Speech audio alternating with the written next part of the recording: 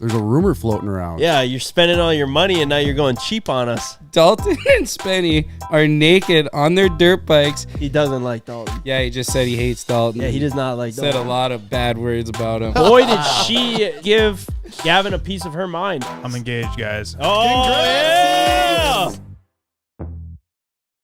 ZocDoc lets you search over 100,000 doctors, primary care, mental health, dermatology, dental, you name it. Filter by insurance, location, specialty, and even check real patient reviews, and you'll see their actual appointment calendar right there. Pick your time and you're booked. Sometimes you can even score a same-day appointment. So if I needed a doctor, I know that I'm using ZocDoc, and why wait when it's this easy? So please, guys, stop putting off those doctor's appointments and go to ZocDoc.com/wideopen to find and instantly book a top-rated doctor today. That's ZocDoc.com/wideopen, ZocDoc.com/wideopen. Shopify has already helped millions of businesses around the world. 10% of all e-commerce in the United States is through Shopify. Shopify's got you from the start with beautiful, ready-to-go templates that match your brand style. And once you get your website ready, Shopify helps you find customers with an easy-to-run email and social media campaigns. Our website, CboysTV.com, is made with Shopify. We love it. Turn your big business into with Shopify on your side. Sign up for your $1 per month trial period and start selling today at shopify.com/wideopen. Go to shopify.com/wideopen. That is shopify.com/wideopen. They need to bring back audio shoes. I would 100% wear audios if they came back, but they went out of business. Or they got bought out. Audio? Audio. Audio shoes. They were like skate shoes. Maybe we could buy it. It's gone. Mike, It's you done. can't just buy companies. everything. Well, you could. Slednex went out of business and they were for sale. Did you consider?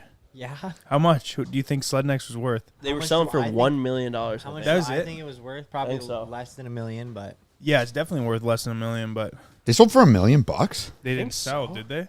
I think Tubi bought them. Yeah, I thought. Oh, that's yeah, sick. Yeah. who But knows? then they Who just knows what decided they to do actually paid. nothing with the brand? Or were they worried about them taking their, like, becoming competition? Yeah, they might me start see. making mono suits. They just buy like the IP rights for the films or what? They got an Instagram with 100K. Last posted 2009. 2024. Mike, I think instead of buying things, maybe you should stop being so cheap.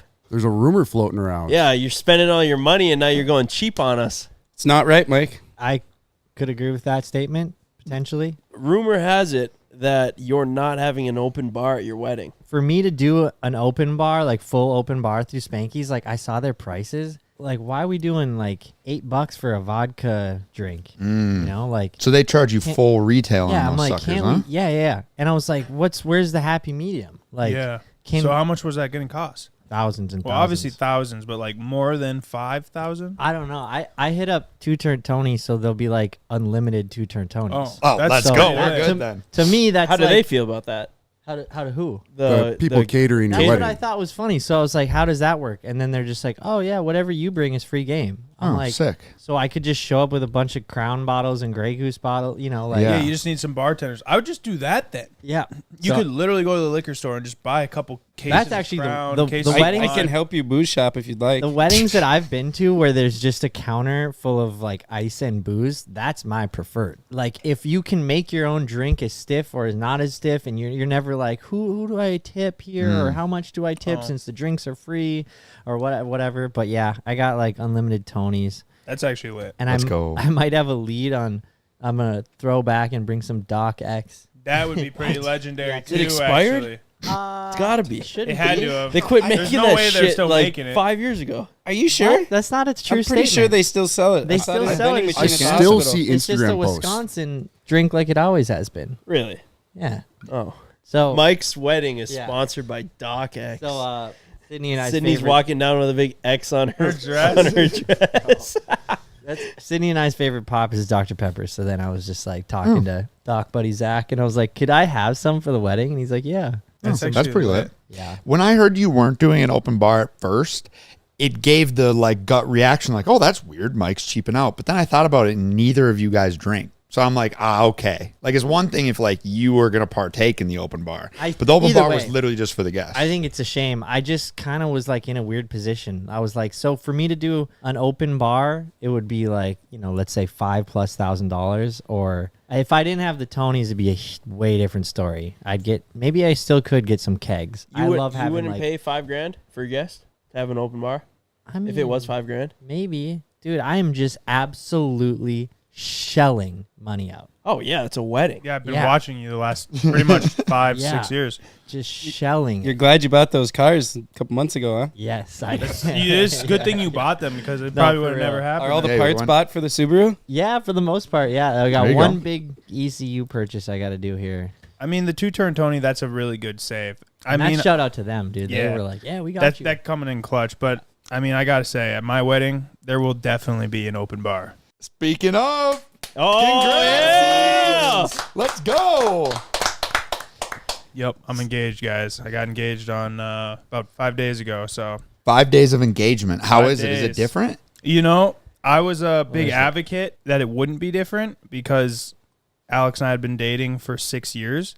But I will say it actually is different now. It does change things. It does change things. It does feel different. Yeah. Really? I was a big advocate that it wouldn't feel different. I was like, well, I mean, nothing's changing. We still live together. We still all these things.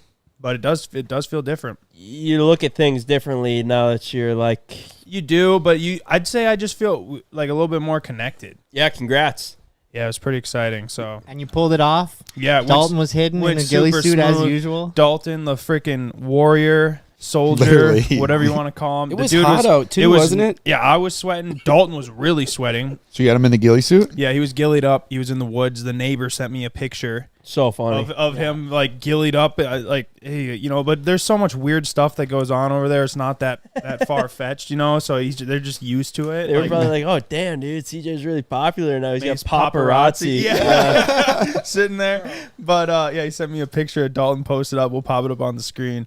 But it went good. So I had this plan.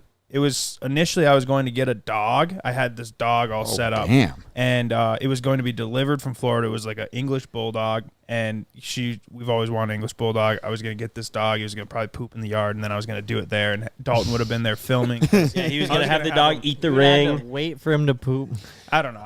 Poop in that the was yard. my plan. Have Alex sift And through like the poop. we were going to film it and stuff. And How did the poop?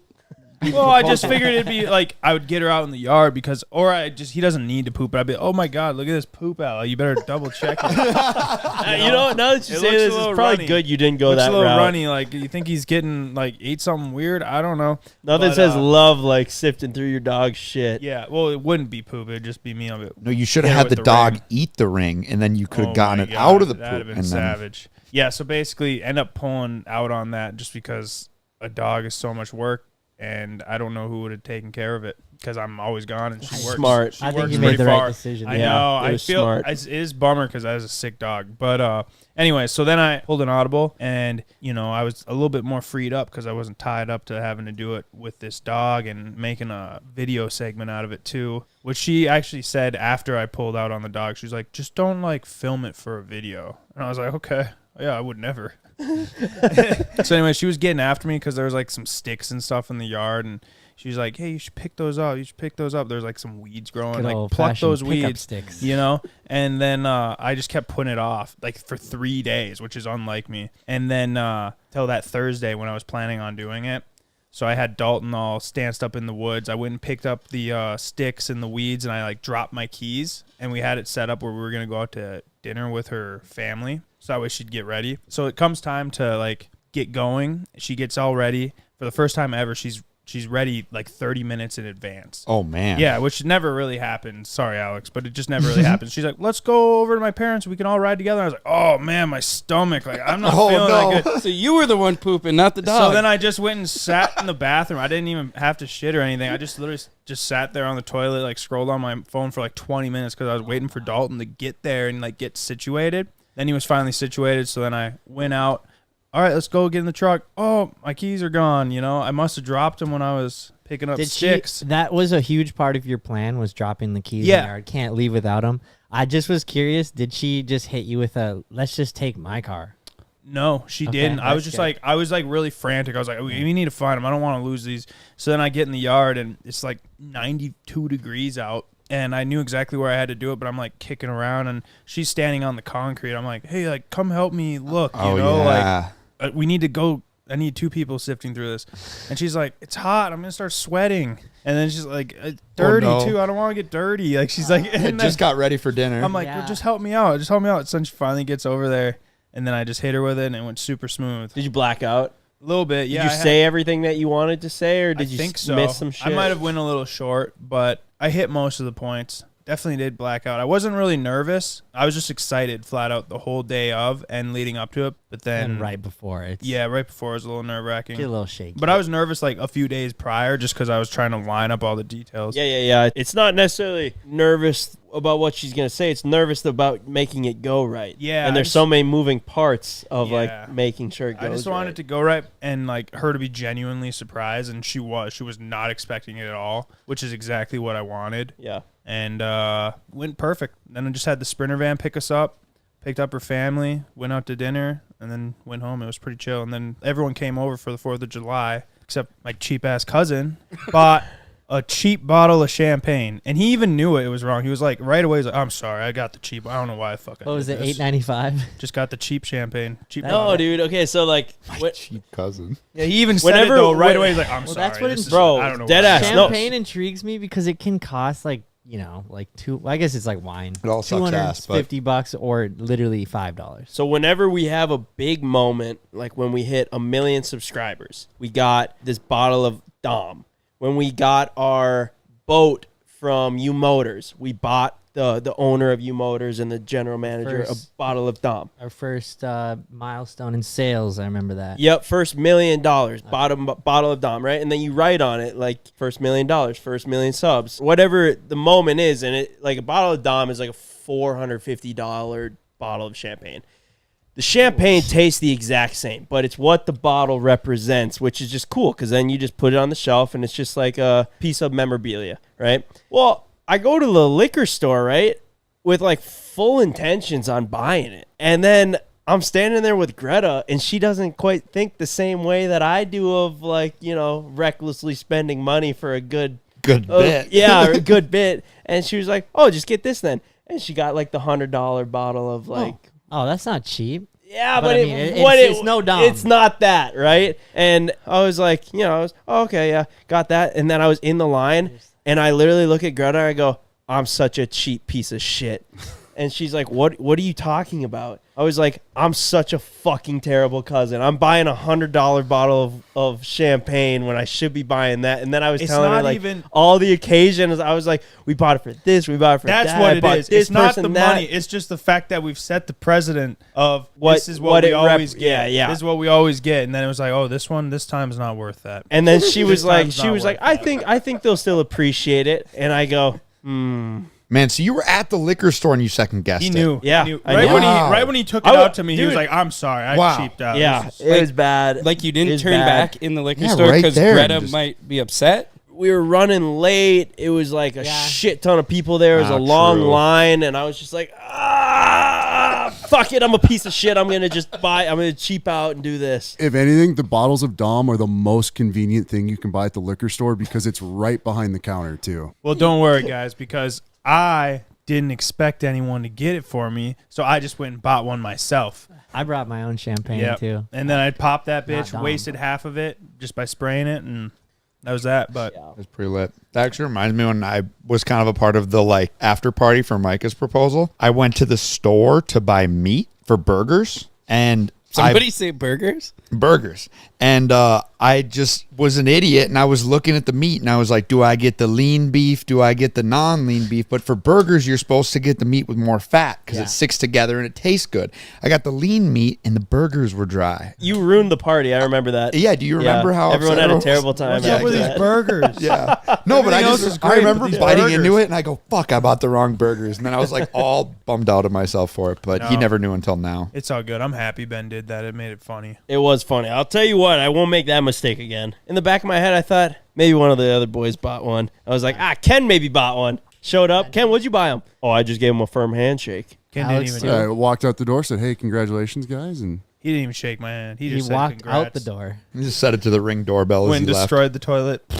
Dude, I gotta tell just like little proposal story that I thought was so funny. So Sydney's friend of a friend, they got engaged, and they're like cow farmers. And, you know, there's some interesting engagements out there, you see, or proposals, I should say. You know, some people do it in public. Some people do it totally wrong, totally right, totally huge, totally small. But this couple was cow farmers, and they were, like, tagging calves. So, you know, they punch a little hole through the ear, tag it. And in order to do that, you, like, put a knee down on the calf and then tag it. And as he's doing that, he pulls the tag up, and the tag says, "Will you marry me?" And then he's like on his knee, and the photo is of him on his knee on a calf. What the fuck? Calf's neck, and yeah, the calf. It's actually kind of awesome. And I'm The like, tag was a nice touch, though. yeah. You gotta So admit that. as cow farmers, I bet they love that. Their family's gonna love that. That's funny. But for everyone else, it's like, what's he doing to that animal? What's he doing to that animal? People that don't know, yeah. I know, little.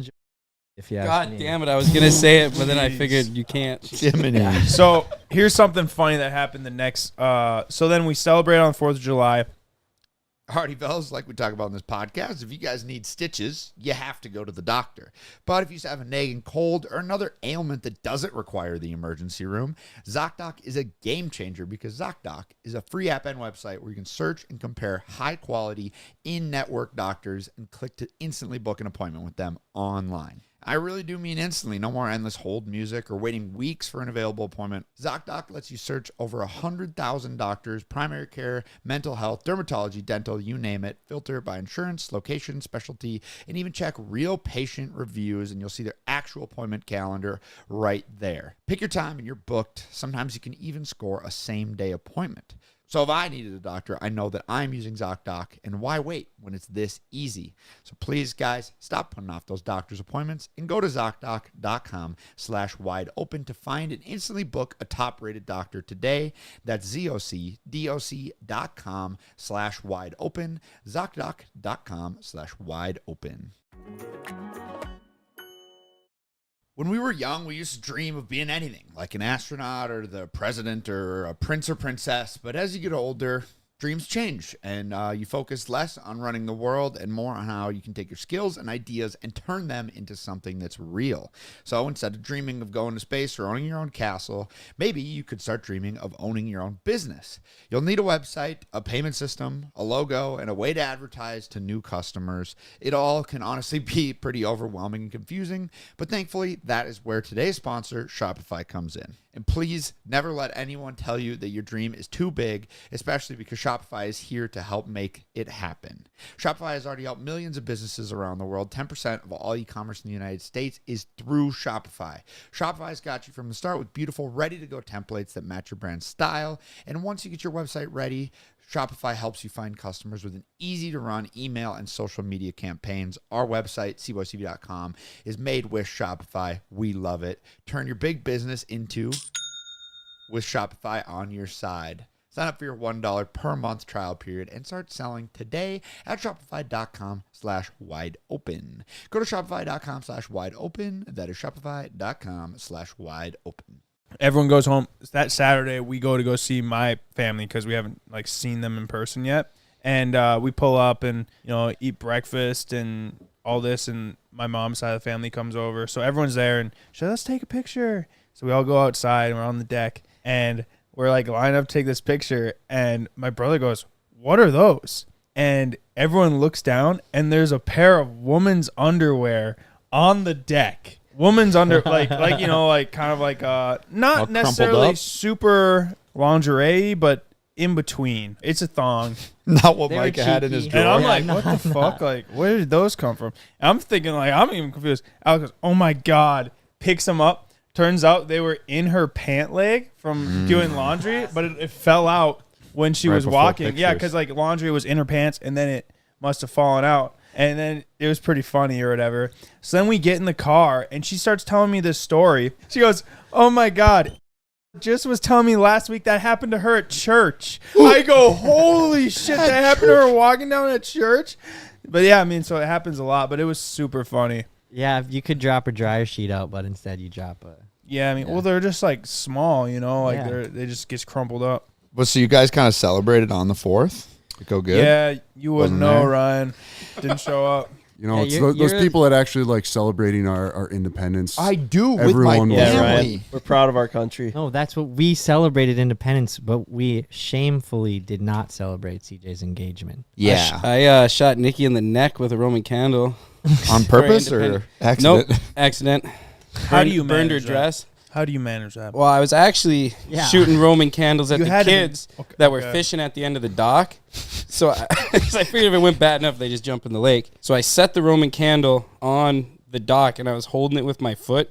It was just kind of shooting at their feet. And I think there were 8 shots, and I must have thought there were 5. So I took my foot off it. The next shot, flipped it 180 degrees, and Nikki's sitting like 5 feet away, and it just blasts her. Like Bert, she has like, I don't know, what's like a little dress thing that you wear over your swimsuit, kind of. Yeah, cover up. Yeah, real thin material. So that's all like charred and burnt. It like hit her and went up her neck. So she had like all little, Jesus. not like a bad burn, but like all kinds of little like sparky. Oh, I can't imagine her reaction. Evan, what the fuck? Yeah, she acted like I intentionally did it. It wasn't my fault. Normally Roman candles only have 5 shots. Oh, Dude, she can't Roman blame you for candles are- thinking that you did it on purpose. Yeah, that makes sense. You were technically, I mean, You're you were shooting at going to hit kids. someone. Yeah, but it was funny. It was like was an gonna old get western. children. I was yelling, I'm go dance, dance. You know, and you shoot at their Yeah. feet and then they That's jumping funny, around. yeah, Yeah, it was all Dance, good dance, fun. Yeah. Dude, But, fireworks are just a recipe for disaster because us being an example of like doing crazy shit every single week, right? For these videos, it might be in a different form or fashion, but there's usually a lot of risk involved, right? Most people living their average lives aren't doing risky shit on the daily, right? The riskiest shit you're doing is driving to work, maybe in your car. So when you get like people that aren't doing risky stuff and then fireworks, I feel like it's just a recipe for disaster. Yeah, and you throw on a full day of drinking before, so they're Yeah, pretty right. fearless. Like things are gonna go wrong. I say like the people who aren't safe or shouldn't be allowed fireworks are the same people who shouldn't be allowed to own side-by-sides. Kind of goes hand in hand. Kind of one and the same, honestly. You know, there's just people that just shouldn't be in like False confidence, man. 200 horsepower side-by-sides. There's like a certain length of watching fireworks where it's like cool, and then after a while, it's like, all right, what are we doing here? We're standing here for like an hour and a half watching them pop. Yeah. And then when it does like a little bit more, and you just hear like, oh wow, When they're just popping and they're really loud and you feel them in the chest like that. Yeah, that the big feels- ones. That's pretty. There's something about. There's a dopamine release. I feel like fireworks are just getting like more and more advanced. Now you got like fireworks to music, and it's all like choreographed, right? Yeah. It's like just becoming more and more of a production. Yeah, it is crazy. You're kind of just watching a bunch of bombs blow up in the air, like Yeah. in front of you. When you're drunk Sick. Uncle Timmy lighting them off, you know, in the driveway. We went through a firework phase. It's probably good that we stopped because like all of our videos started getting demonetized by YouTube. They didn't like fireworks, so we stopped playing with fireworks kind of. But it was like progressively getting crazier and crazier because our friend Tint would have like M80s on steroids. Yeah, the Like big they were frickin'- like coming in like the size of like a toilet paper like roll. It would come in that packed in it with a fuse that was just blow long enough for anything. you to run away from it really Hardly. fast. Hardly. But yeah. So like what do we blew up the garbage can in We started our with. It literally HOA went, like, parking 100 lot. feet in the air. And That then we was blew lit. the jet ski up. Blew Yep. the couch up. The Couch, the cushion cushion landed on the ended up. roof. We found that incredibly satisfying. We left that cushion up there until the Yeah. wind blew it down. Which is We were awesome. so lucky that jet ski didn't break anything. Like that thing went so high, and there was so much stuff that buildings it could have everywhere, hit. cars We everywhere. just always were like, fuck it, we'll risk it. Just roll the dice. Yeah. Yeah, everything we did was like also in our old shop development that was like an HOA, so it was surrounded by like other shops that people owned. And so like when things went wrong, they were just landing on other people's roofs. Stuff. This is what I think we should do. I say we push the limits, and I'm sure this is one been done before. Obviously, in this video you see it, and two, everyone's had this idea. You get all your mortars, your cakes, your big cakes, whatever you want, more so cakes, and then you just get all your buddies like we have, and you light them off all at once. Yep. Dude, I I'm- said I'm that s- actually. Dude, it's so satisfying. When we were watching the fireworks show, me, Ryan, That's Randy, I said, what would We should what just the light 'em most all. fireworks ever lit off at once was?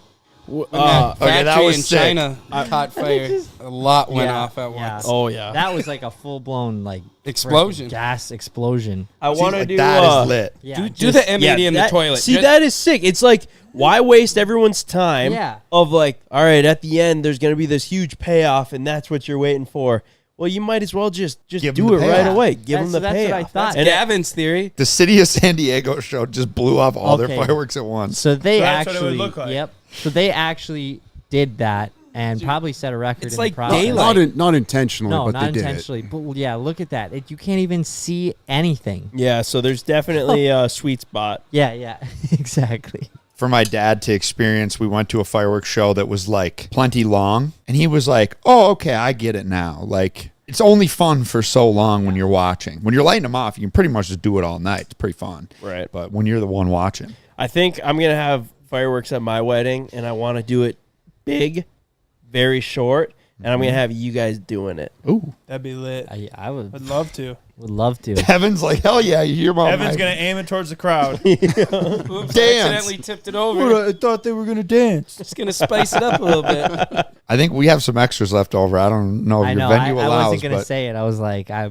was gonna bring fireworks too, but Are fireworks expensive? I've never bought fireworks. I haven't either. Expensive enough that when they go off in like 30 seconds, you're like, damn, that was like $100 in yeah, 20 seconds. It's $100 for a firework. I mean, like a Well, good more- a good cake is like 130. More than that. You can get Yeah. some couple cakes that are like 200 something like that. It's like the classic thing though, where the prices are astronomically high, and then the guy with an eye patch, missing fingers, selling them to you is gonna be like, oh, but I'll give them to you yeah. 40% off. Oh, there's So then always you're a in deal. there like Yeah, it's- crunching yeah. numbers, and you're like, buy two, get one free, and then yeah, So I was Yeah, curious. you get 3 of them. You get the 4th of the combo. Yeah. Like, You can I only got- buy it for like 2 weeks out of the year. Ryan, how much do you think that fireworks show cost that we went to? I know, actually. I heard How much? It was $15,500. Oh, That's I it? guess higher. That Dude, was really cheap Fireworks get for what it was. blown out of proportion because They do. everybody Want to watches know. a show and goes, wow, dude, yeah, I heard the Lake Association spent $23,000 on that. And then someone goes, yeah, you hear the Lake Association spent 30 grand on these fireworks? And then someone goes, well, 30 grand, that's damn near 50. And then before you know it, the Lake Association spent 150 grand on fireworks. Yeah. Because Yeah. the DL Beach, they posted in the paper that the DL Beach had a certain amount of Oh, fireworks. actually, it's cool they disclosed that. But yeah, I was wondering if it was like Halloween candy. Like now, can I go in and get fireworks like hella cheap, or do they just? Yeah, that's a good question, actually. If you buy them now, but bet you you don't could. use them till next year, do they go bad? Well, Or- Mike's Yeah. gonna use them in 2 weeks. that was one That's what I thing was I was wondering. scared about is my Roman candles I was using. Some of them were like Ancient. 5-6 years old. Oh, for they're sure. blowing out the sides. No, never had a problem, but I actually set up a couple steel pipes to put the Roman candles in, so I Smart. attempt to not lose a hand. I was nervous, but I was like, Didn't got to wanna do lose any something with them. fingers. Threw a couple in the campfire too. That's always makes for a fun game of roulette. I don't know if Roman. At what point is it a weapon? Oh, it is. It It, is just a weapon. is. Dude, to me, that's what fireworks are fun for, blowing the stuff up or shooting your buddies with the Roman candles. But, I mean, it's cool seeing them go up, but as far as me purchasing them, it's like you'd have to spend so much money to, like, impress your buddies. It's just like, I'll just buy $50 of Roman candles and shoot Yeah. my buddies rather than try to You impress probably have them. more Yeah. fun. Yeah, We're I haven't kinda- bought in fireworks I in a mean, long we've been time. talking about fireworks for a while, but kind of back to what you said when we blow stuff up. We've had more fun with, let's say, 20 mortars, 20 total mortars, and some oversized M80s than we've ever had spending or someone else spending Yeah, money. multiple Like thousands. just getting yourself a good mortar, like 3-inch or 2-inch mortar or bigger if you can get it, and like launching like 3 of them off is the most satisfying thing ever. Especially when you put it in something and then explode it. Think of that guy that spent $15,000 on the fireworks, just like had a party, and then when everyone was leaving, just gave everyone like $500. I And was it'd be saying that to my dad, of it. actually. Like, all right, did you have more fun watching the fireworks, or would you take the $500? Well, there's No, a I lot said more than 30 people there. if you I'd were like imagine a- everyone would take the $500. A There's a big lot more. family, you know, like a big family event. If you're like a local, one of the big dogs around here, instead of it, you like auctioned it off to your friends and family, or like there was a drawing where one person walked away with the 10 grand that it cost to throw it. Like, think how lit that would be. Everybody would be vying for a ticket to the party. They'd be bringing you little gifts, hoping for a little extra luck, you know? Like, maybe you should do a raffle system at your wedding. For for Just raffle off some money. raffle money. Or off. maybe Yeah, you should do and then, an like, auction. When you pay your them, you stuff. should just pull your wallet out and like give them money out of your wallet to make that it would feel be really sick. weird. It's like, you know, it's different when you get it right out of their wallet. That Feel would be good pretty- about this? Yeah, congrats. That would be pretty funny to raffle off money. Well, have you seen the things where people will do auctions for like which table gets seat first and stuff like I that? have, yeah, that's a good idea. Give away a pit bike. When we hit like it. pouring beer into it. Give away a pit bike at your wedding, Mike. Yeah, sell a raffle or something. Get that drift car BMW you're trying to get rid of. There you go. Oh, come on now. What, are they going to have just a to piece of push it shit. out of the fucking Yeah, driveway, I too? just show. By the way, turd get entered. No one enters. Yeah, literally. I have 211 guests. 211. You each get them to buy $1,000 ticket. You can $1,000. You could give away a Lambo. Oh, yeah. Give away a Lambo, Mike. Yeah, you could. And just say none of the profits are going to me. It's just There literally. is no profit. Yeah. Well, wait. I'm going to just do something awesome here. $1,000 entry. That's insane, though. That's insane. That's a lot of money. I saw this thing at the county fair when I was a kid where they had a car where there was a few cars and you pay like $5 and you got to hit it 3 times with a sledgehammer. You should do that with the BMW at your wedding. Dude, Dude, there we go. Yeah. I just texted. Recoup some of your costs, That's Mike. actually You could pretty probably good. make more than it's worth Yeah. smashing it with a mallet. I would charge more for the first couple hits because breaking the windows. That's Like, fun. that's Yeah. that's the It's most actually fun a part. good idea. We got a bunch of good ideas flowing right now. I love it. Like, these are all good ideas. I might save that one for my wedding. That's good. He's writing, give pit bike away. At wedding." Guys, let's be honest. Finding the right therapist can feel like a full-time job. There's the calls, the wait lists, and the do they even take my insurance question. It's a struggle. It's a lot, and that is where Rula steps in. Rula helps you find someone who fits your needs, your preferences, and yes, your insurance. We're talking about personalized care, true support at every step, and therapists that are actually vetted for quality. Whether you need to talk therapy, medication support, or just don't know where to begin, Rula meets you where you are and gets you where you want to be. And the price is great too, as low as $15 a session with insurance, and that's therapy that doesn't mess with your mental health or your wallet. If I need online therapy session, I will be heading to Rula, and thousands have already trusted Rula to support them on their journey towards improved mental health and overall well-being. Head on over to rula.com/wide open to get started today. After you sign up, they're going to ask where you heard about them. Please support our show and tell them that our show sent you the Life Wide Open podcast. So go to rula.com/wide open and take the first step towards better mental health today. You deserve quality care from someone who cares. Thanks, Rula. If you're running a business, you got to get your money. Square makes it easy to take payments, manage inventory, run payroll, send invoices, and track it all from one place. And right now, listeners can get up to $200 off of Square hardware when you sign up at square.com/go/wide open. That's SQUARE.com/go/wide open. Visit Square to get started because the right tools make all of the difference. Square is the platform behind the scenes of so many businesses that you already love. I actually love going to my local coffee truck because the service is fast and I can use tap to pay on their screen, add the tip right there without having to sign a receipt or even pull out my credit card. And if you're starting a business or running one that deserves better tools, Square helps you sell, manage, and grow without slowing down. Right now, you can get up to $200 off Square hardware at square.com/go/wide open. That's SQUARE.com/go/wide open. Run your business smarter with Square. Get started today. Speaking of the weddings, it's been a tough situation for Alondra and I think it's harder for girls. But now that everybody's getting engaged, obviously Alondra's like, damn, we're the last one not engaged. So I've been, trying to up my game and trying to be. Yeah, right. Well, I'm just trying to show that I'm making an effort, so she doesn't feel like I don't care about her, right? That's fair. To your defense, you have been dating the least amount of time, though. Exactly. So anyway, I sent her flowers today, and then I put a little card on it that said, hey, get ready for this date tonight, your secret admirer, trying to do whatever. No, because then I'm going to just pick her up, and we're going to go on this date, and, it's be funny, right? I'm just trying to be funny, which I'm not. So anyway, I just get a text from her. I've been waiting for her to get these flowers all day. She goes, LOL, she works in marketing. LOL, I kind of got mad at the Pinterest team yesterday and they sent me flowers. Sends a picture of the flowers. I go, weird. Is there a card? She goes, Oh wait, it's from the team I work at with Pinterest. They sent them to me. Doubles down that Yeah. they weren't from you. Yeah. Now she goes, So- "Oh wait, it's from you." Oh, That's funny. good. That But is I'm just funny. like, damn it! Oh, I wait, just got that hold text. on. Pretty funny. I think I have a stalker. Or maybe she wouldn't show you at all because it said secret admirer. Admirer, yeah, yeah. yeah. that would be the biggest. You come concern. home, Red all the flag. flowers are gone. Didn't get anything today? No, nothing. Yeah. I like look at my email. It's confirmed. They have a picture of it on your front doorstep. Yeah, must have been delivered to the wrong doorstep. Signed by. You got airbags now. Ben, you were actually Evan. I don't peer pressure many people, but I regret not peer pressuring you that day. No, it was like Spenny was on a mission to do a backflip on a pit bike, and I just wanted to session the airbag. So I figured there was no reason to do it in like that small window we Yeah, had. you kept saying that. I don't want to jam you up, but like we were just standing around. I just regret not peer pressuring you, but I know we you're can gonna go. Want to go ride it right after this? Sure. All right. I know that you are gonna do it. So, but we got airbags at the compound, and then Spenny, yeah, he hit it one time on the BMX, and then was like, "Yep, I'm good for flips." Threw like 10 more flips after that. The next day, threw another 10, and then did it on the pit bike. It is sick. Congrats on the airbag, Mike.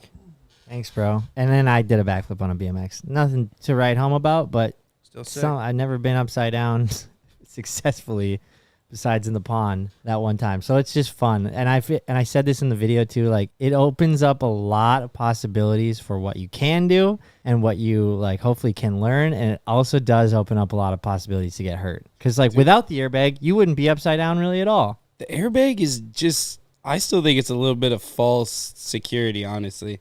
Like it's 10 times softer than the ground, but I still think water or a foam pit is much more forgiving than the airbag. I'd agree. Like just watching, I think it was one time Spenny like lost control of the bike, and it was like, okay, if the bike didn't go a little to the left and he went a little right, it would have still hurt super bad having that land on you. I still think landing head first onto this airbag is gonna. You'd Yeah, not rather be good. be into a foam pit or clear water for sure. Yeah. Water's gonna be the most forgiving. But water is just so much more work. You're dealing with a wet bike. You're all wet every hit, you know. Like this, we get a dry running.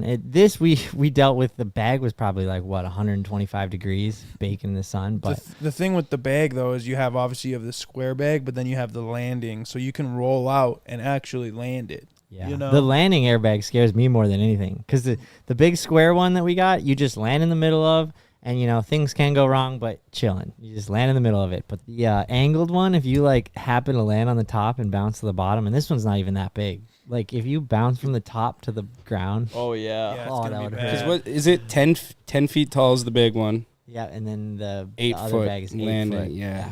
Did you end up hitting a flip, Ev? I went for one the night before when we set it up, and probably should have hit the ramp a couple times, like Mike and Went Spenny right did. for it. But I went straight for the backflip, and I was used to doing it off a ramp with no pop.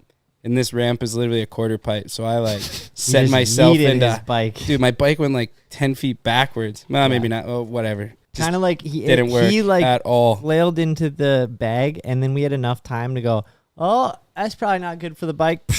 Yeah, like I had landed on my head, composed myself enough to hear my bike Yeah. landing and then getting throttled. Yeah. You think you're working with like a backflip block right now? No, No, I don't really get that. I had it for a long time. really. Yeah. I used to backflip, obviously on the tramp. I was trying to do it like on the ground and stuff, or Oh, like yeah, the, that's right. the, You the did go through a tree little phase. backflip, on a wakeboard. wakeboard backflips, skiing backflips, and then Backflip on a ski? Two skis. snow ski. Oh, sorry. I thought it was like water skiing. I was like, how the fuck do you do a backflip? My bad. My bad. And then That'd be sick though. We should look into that. I can't remember. Something just happened where then you get afraid Well, you of get going it's a upside sketch down, one. and then you just lose everything. Like Yeah. it's like One sketch the backflip. million times that you've done it out the window, and you forget how it's done. Who actually has a pretty surprising backflip is CJ. You got a good rotation of a backflip on a trampoline. Sorry to like say Oh, yeah. surprising, but like, I don't know. You're not really built like a gymnast, you know? So like for No. you to run up on a trampoline, just Dude, rip. I used to do a lot of backflips back in the day. I could backflip a wakeboard easier than like jumping a wave almost, just because it Oh yeah. almost would just kick you into it. But yeah, I spend a lot of time on a trampoline. I could still rip a backflip on a trampoline, but we don't have one. for good reason. That's not that Well, cool, though. yeah. Last time, the tramp had to go down the road when my girlfriend was doing front flips. Yeah, she landed on the side of it. Landed a little front heavy. In the springs. Landed front heavy and then rocketed forward and then hit her nose on the ring. And it was so bad. It was so bad. Like broken nose, like straight into the hospital, black eyes, swollen face. Looked like a raccoon. So bad. It was before you were around, Ev. We had the trampoline inside at our old shop. No net or anything, just indoors. We were just like February. This is the greatest thing ever. Three garage bays, give or take, and the trampoline took up 2 of them, and the hot tub took up the other.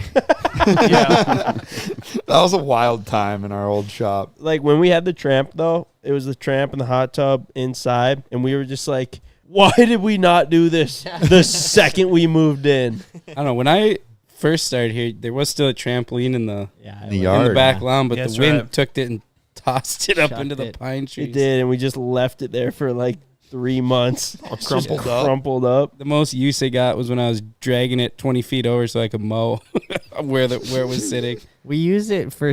We took some corny ass merch photos on it once.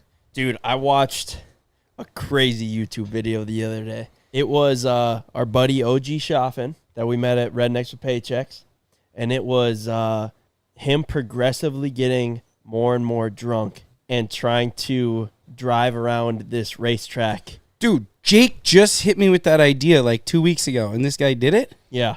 I think he did it a while Unbelievable. ago. Maybe Like- Jake was ripping him off. I don't know, though. Like, I watched it. It was wild, actually. Like, he's a really, really good driver, good wheelman, and, like, he could barely drive around the track. Is he a lightweight though?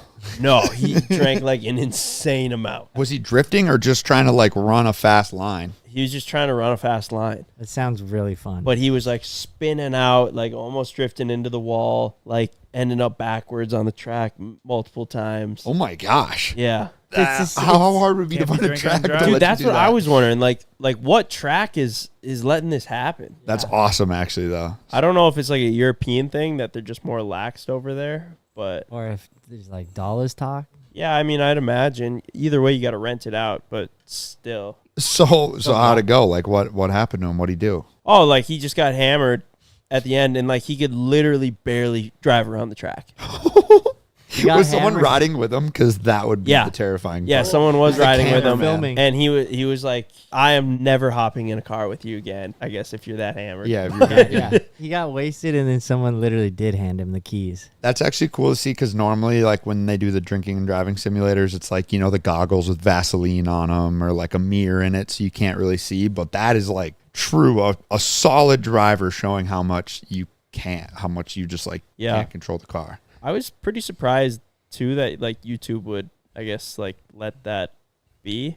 Like you'd think that they wouldn't want to promote drinking Yeah. and driving in I thought any the same thing. form or fashion, but it was a good video too. But I've been trying to watch and consume more YouTube and Instagram and like TikTok and things, just keep my knife sharp, keep honed in. The amount of AI videos that I've been getting recommended is insane. I don't know if you guys have Even been on getting YouTube those. or on TikTok. YouTube is like straight AI thumbnails now, Oh, where that's I like have all I noticed that. see. On TikTok and Instagram, my algorithm is just like, I'm just like in the AI algorithm, and most of them are like the gorilla AI Yeah, I would say the videos. gorilla. Those AI? are funny. But like half of them are ads, and I still What? watch them. Yeah, because like you can just like Damn, they're coming for my job. if you're like a car dealership, like you could make like a gorilla AI Talking video, about- yeah. talking about that, and you just make it savage enough and funny Yeah. enough. It's like even though it's an ad, you're still gonna like watch it the same. That's what I mean. I do find just about the gorilla ones, like you can create a character to say like some savage shit, and it's not connected to a real person who has friends and family. So like you can say like They're so much. I'm not uncancelable. saying I'm not saying to just like What you can do is have, make have another your AI gorilla. have your only comedy be like cancelable Yeah. jokes and stuff. But like you can get away with so much You can more. offend people. Yeah. Yeah. Well, so where are they making these videos? Because I'm an avid user of AI. Google VO3 or something. Yeah, before you used to have to kind of send it, you would have to get your AI voice from somewhere. You'd have to get your AI video from somewhere. You might have to send it through another AI video thing. But now it's getting to the point where you just like prompt VO3. and it just happens that fast. But I tried it for like the Mike's Viper thing, and it is actually more difficult. Like it was hard for me to get something that came out that was even slightly good. Yeah, I've noticed with AI that like if you're trying to generate an image, it's not nearly as accurate, at least with the Chat GPT stuff, as like if you just ask it like a information based question. Or when people are cranking out like, oh, you made that on ChatGPT, but then what they don't say is that it took them 7 tries to get to that image. Yeah, or they spent a ton of time on the prompt, like because you can search in ChatGPT like other images people have created, and then when you click on like what they typed in to create it, and it's literally a book this long worth of like super descriptive information, you're like, oh, it's not as easy. But have you seen people have been doing it with Cleat? Oh, Cleat, with the giraffe. Cleat's a giraffe, and then Squirrel, or George is a squirrel. Yeah, I've been seeing pretty those funny too. It is funny. Someone just did it with Evan. Really? Yeah. Let me pop it up. I'm gonna say they should make us like characters. Like I don't like where this is going. Like You're your gonna cheeseburger. I hate just it. saw this yesterday. Are you talking about the one where he's Yeah. singing?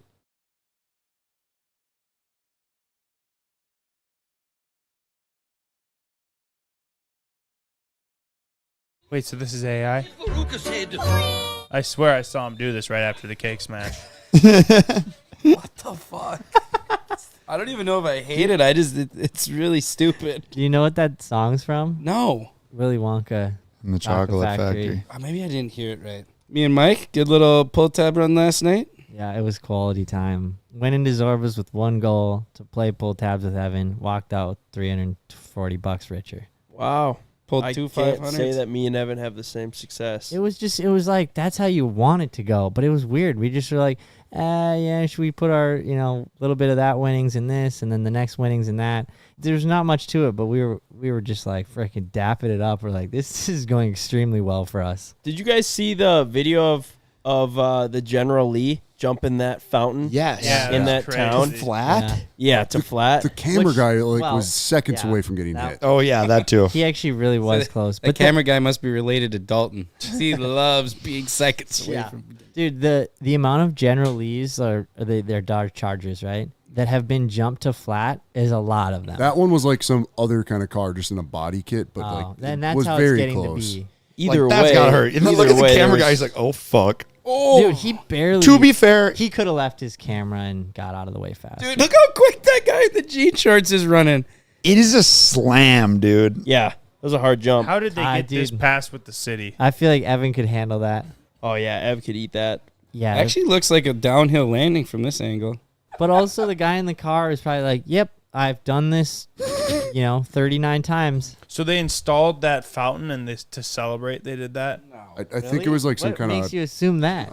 I mean, when you install a fountain in a roundabout, the next inevitable Yeah, thing is to jump jump something Dukes through of it. Hazzard. Whether it's an Evil Knievel. Well, we might think that way. I'm not sure Amish, if that's but- how like the town normally would think. I bet there's Wouldn't a- plenty of fountains that haven't been jumped out there. How many General Lees are out there? There's one in the north side of DL. Well, are we talking true? No, I'm talking about or- like true Yeah. General Lees. Well, I saw a thing. It was one of the Vin wikis. I think they did that, but there were like over 100 that were used for the show because obviously they cook them all the time. So they're Right. obviously But the when good they were looking doing ones the and they were the show- stunt ones, but they were constantly like having to. But when they were doing the show, those were all like legit, like Dodge Chargers, no body kit. Yeah, but I mean, there was only a few that were like really nice, and then the rest were just like, They were toasted by the end of the shoot. well, yeah, but they also weren't like fully tricked out to be as nice as like the. Right. Yeah, like the one that you're seen driving in and stuff like that. When's the last time that like a genuine General Lee sold that was like used in the show? Like how about Joe Dirt's Daytona. that we saw at Sturgis? Sturgis, yeah. Gas monkey. Yeah, How much did that sell for?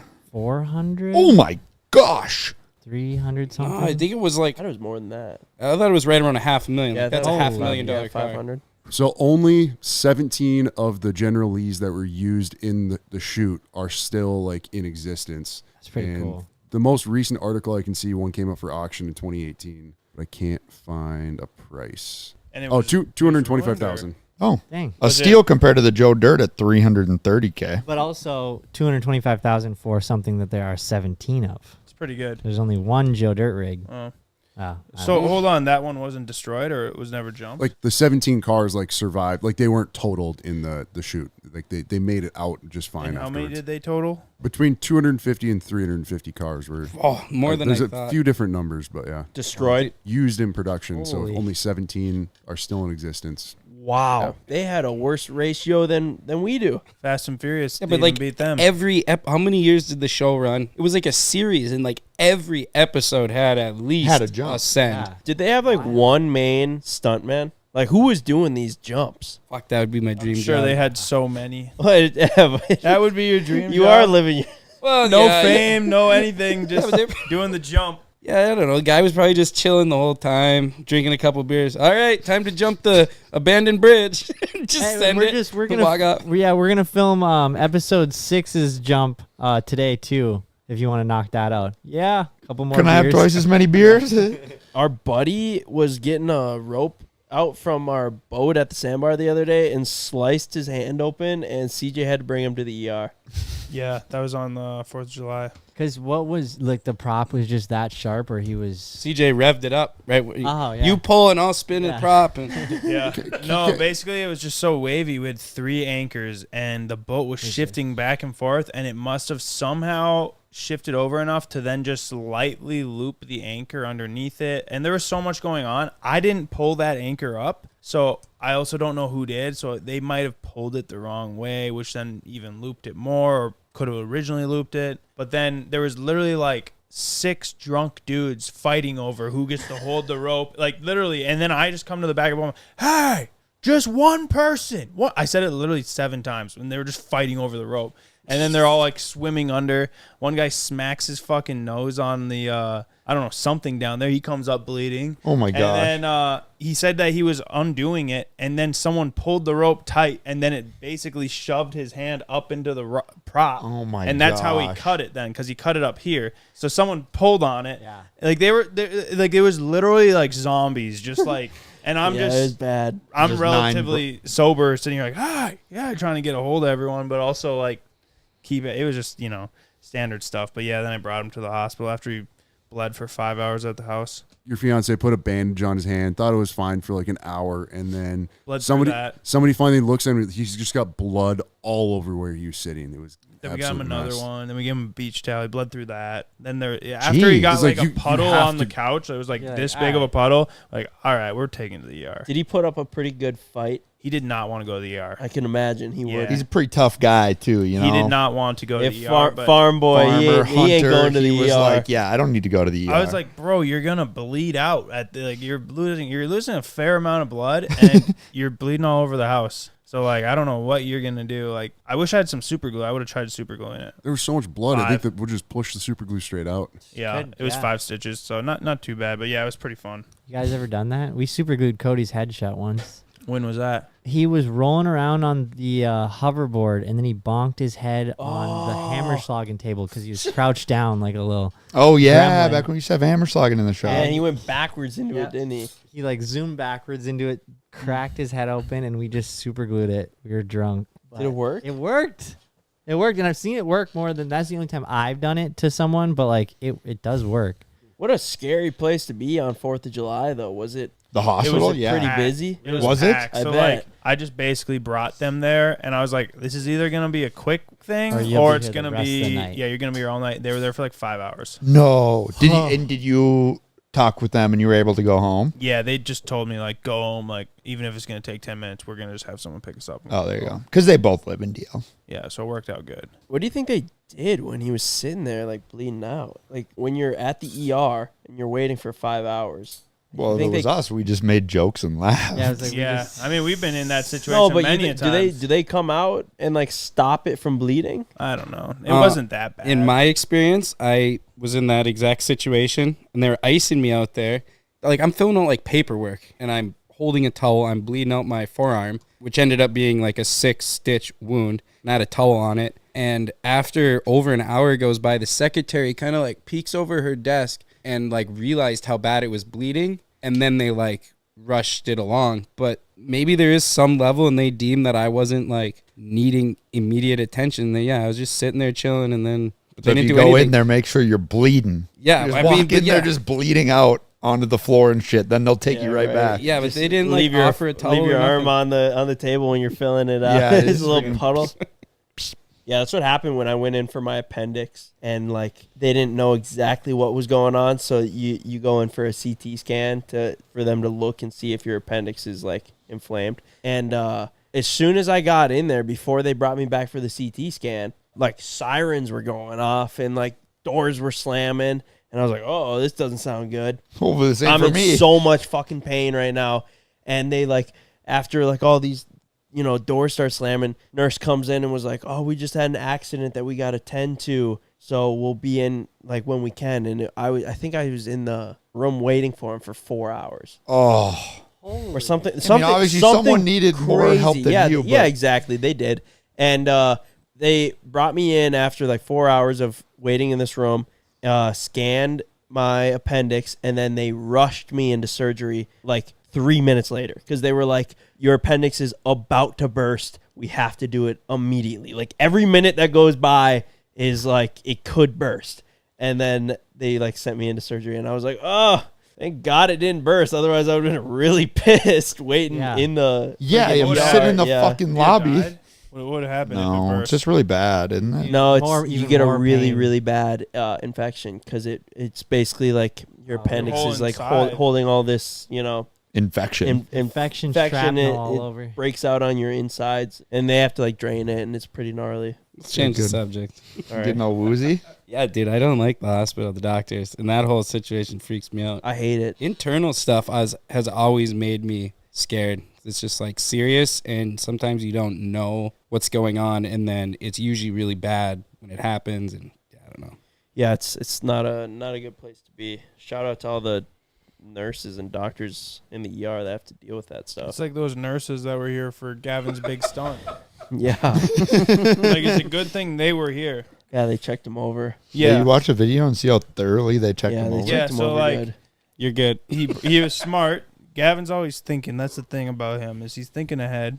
And he realized he's about to do a big stunt. And there happened to be two nurses that he was macking on at the bar. I wish he could have saw it because he really didn't. It was me and Spenny that brought them back for his own good. Okay. Gavin had no chance. So you and Spenny invited On them Gavin's back. behalf, we're just like, Gav, they're coming. They're here for you. And I mean, we kind of just lined it all up for him. Okay. Well, So you were wheeling the chicks. No. Gavin was trying and failing, and we're like, we got to get out of here. He's about to do the craziest stunt you've ever seen. Okay, yeah. Yeah. We like hyped it up because he was all hot and bothered and flustered, and two nice ladies. He didn't know how to behave himself, Right. and yeah. Yeah, that was one of my favorite parts, was when I showed up and they were there, I met them at the bar. They're nurses though. So anyways, after he bodied the ramp, I saw the way they checked him over, and yeah, it was thorough. That night we went and grabbed dinner at Zorba's, and then Gavin was like, all right, I'm gonna invite those girls back over. So Gavin calls them up. Hey, yeah, come to Zorba's. We're just hanging out. They show up, walk inside, and I was like, all right, I think we're rolling out, Gav. What's your plan? Gav's like, I'm coming with. Didn't want to be left behind. So we hop in the Sprinter and we're rolling into town. And then Gav gets a call from these girls that he invited over. Why didn't he just bring them with? Dude, I think he was just short circuiting. He didn't like think Evan of it. said, like he didn't know like how to handle We them. were all standing there. Like, I was with my girlfriend, and Jake was there with his girlfriend, and those two chicks were sitting there, and the Sprinter van pulled up, but Gavin was still inside. He literally looks at us and goes, I'll be right back. Runs out, jumps in the Sprinter, and the girl's like, he just left. And he did. So she called him, and boy did she give Gavin a piece of her mind. I mean, Did kind she of really? rightfully so. I Yeah, mean, he she did did. he invited him over and then then just dipped dipped on him. out on him. But she and she was like, "You're like such a Pull up the pussy. Like you invite girls over and then you don't even have the balls to like say goodbye. Like I'll be right back in my ass." And then she just goes, "We even came and watched your stupid ass little stunt." They called it a little stunt. That was what I thought was funny. And then I think she even And said Gavin's something like, just like, "You're not even a real redneck." Did you save it? I'm pretty sure she said, "You're not even a real redneck." Which I was like, does this girl watch him online? Like, how does she know this shit? It actually wasn't me. I forgot to ask. There is the off chance that Jake could have been in her ear, but I don't know. It might have been 100% her. It seemed pretty Let me hear genuine. it. Let me hear it. If God, she hit him he with a was- fake redneck, though, you'd think that might have. Did they say anything about the Lulu, or is it just kind of? I think they did. What? Open up your ears, like clean the count of your ears. Fucking hurt me. We're going to Zorba's in DL if you want to meet us there. What did you think about my stunt though? It was pretty sick, right? No, it was fucking lame. I got Oh, you couldn't have. Cody, yes, shut up. I got No, you couldn't have. easily. Where's? No, I find it very unmanly. What do you mean, Find us. Daisha? Cody was the one that told me that I had to leave right away. You're so full of fucking shit. I can smell it from here. From Pelican Zorbas, not DL Zorbas. I thought you were coming to DL. Oh my goodness. You're not even a fucking redneck. You wear Lululemon. Are you a redneck? No. I don't wear Lululemon. Don't give me a hard time. Okay. Let's hang out later. No. Okay. No, I don't think so. Let me check the time. Absolutely not. Okay. Tell I said hi. That was funny. Let's hang out later. No. Eh, Okay. it's all right. Gavin will find another heavy. When he gets back here, we're gonna have to get him and Dalton on to squash the beef. Yeah. So what happened?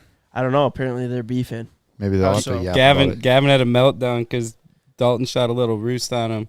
It turned into an hour screaming match Oh my god. what with was 3 happening? people telling Gavin to chill. It's fine. Nope, he was not gonna chill. Can I say they were naked? Spenny? Yeah, I was like, Okay, so Spenny. okay, I'll have to send this. I'll have to send this clip. We can put some little blurries. Dalton and Spenny are naked on their dirt bikes, chasing. Gavin's on a 3-wheeler.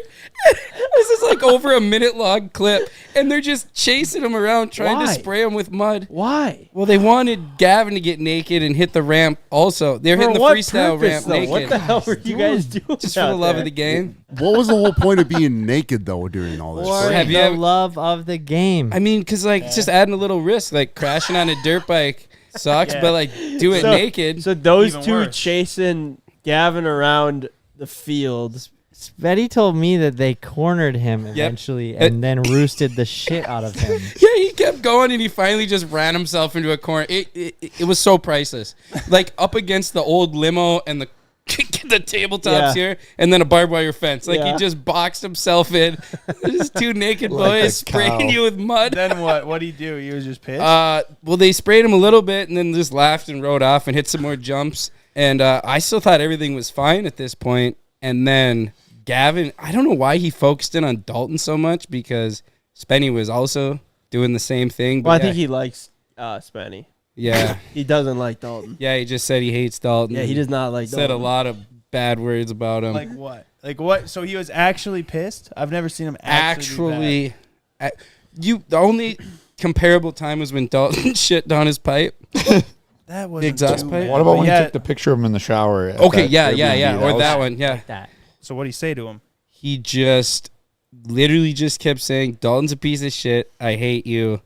Called his him face? but screamed it loud enough so that like the whole county could probably hear. And everyone's just like, dude, just chill. And he just kept going on and on and on. And then finally we left the track, and he gets back here and he starts doing it again. And then the funny part is Gavin sat down with me later and then sat down with Spenny, like all of us individually. Goes, so did you think I was out of line? We're like, yeah, you were. Well, I mean, I had to say something. I go, yeah, maybe once, maybe twice, but not an hour straight. ordeal. Just broken record repeat. I think there was more to it than that. That's why I think we got to get him on the pod, Yeah. squash the beef. I think it was a big culmination of the whole weekend coming down on Gav all at once. But I'm intrigued. I'm intrigued to hear too. both sides I of the haven't story. really dug into it very deep. I kind of heard a little bit from Dalton's side, a little bit from Gavin's side. But when Gav's back in town, He comes back at the end of the week, right? 2 weeks. Yeah, but yeah, I think he'd like to pretend it never happened. Honestly, did Oh, you want really? it to? Well, I mean, he got love chased bringing it around naked or by two naked guys. I don't know. I feel like he's more in like the non-weird side of the story than Dalton. I don't But know. you It's did get pretty him weird naked? getting chased by two naked guys. he on didn't choose motorcycles. that. I'd probably No, but drive it's still- away too. Yeah, I was- I think I would. I think it's more weird for Dalton and Spenny that they were doing that together. I think Was it weird that I was filming it? I still think the funniest part is like getting cornered. Can you imagine driving around our track and then somehow finding? Well, you're on a 3-wheeler. Dead It's end. easy to do. That's like I mean, every. He was not nearly as mobile. easier, but It's like every horror movie ever or whatever. You're running, and either you roll your ankle and fall, or you get cornered, or the Dude. door's locked, and you're just, oh no. That's just how those 3-wheeler guys got treated. You know, once dirt bikes came out, They're kind of like the scooter kids at the skate park. When you pull up to the moto track on a 3-wheeler, it kind of everyone gangs up on you. Yeah, it probably felt like his ancestors. Forefathers freaking getting bullied. bullied off the land. Oh my god. was that a wrap? Tune in next week when Gavin and Dalton squash the beef, I guess. Yeah, we can hear a little great. bit more of this story. If you guys made it to this point in the podcast, make sure you subscribe, and we'll see you next week. We make a podcast every Tuesday. Have a good one. Today's podcast has been sponsored by DraftKings Sportsbook, an official sports betting partner of the NFL. So go download DraftKings Sportsbook app and use code WIDEOPEN. New customers can bet $5 on the NFL and get $200 in free bets instantly, only at DraftKings Sportsbook with code WIDEOPEN. You know what's the most annoying thing in the world? What's that, Ryan? When you get a call from a telemarketer. Have y'all gotten calls from a telemarketer? Of course. Almost every day. Ben gets a lot. And I don't really know why Ben gets so many for some reason. I think it was an insurance thing that you I got. do get a lot. They see a sucker coming from a mile away. And you always are so kind to them. You're like, hello? And you're like, yep, nope, okay. And then you would sometimes even hear them out. You used to like listen to their spiel and go, no, I'm good. Yes, kind of. At the end of the day, most of these people are just telemarketers just doing their job. They're not scam like call centers. Totally agree with that. So I'm not gonna just be like, hey, yo, how about you piss off, mate?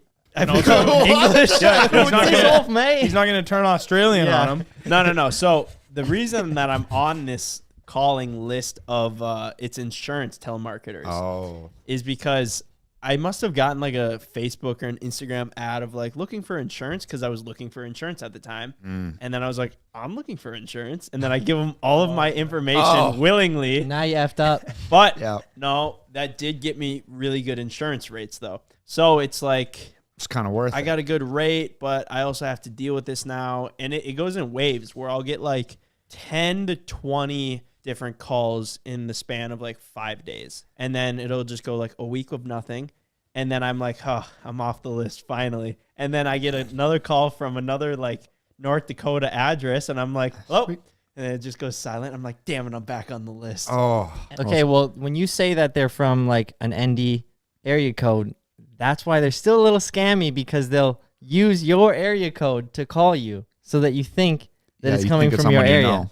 And every single time I look at the number and I go, is this the is this the insurance number or not? And I'm like, I better just answer just in case. My thought on it is every time you do it, my dad does it. He goes, yep, please take me off your list. Do you think that they even take you off a list? Or do you think you just, like, is it even worth saying that? Or are you just better off going like, no, I'm good, thank you, have a nice day? Because you don't want to be a dick. I agree. No, They're 'cause doing then their job. They keep calling you. But do they? Like, obviously, the message was across that you do not want what they want. So do you think In my experience, they keep calling. do you think, saying, please take me off your list actually gets you off the list? No, but neither does the other one. And it seems like that one's a little bit more effective where it'll get by you like 2 weeks span versus 5 days. I've got a solution for you.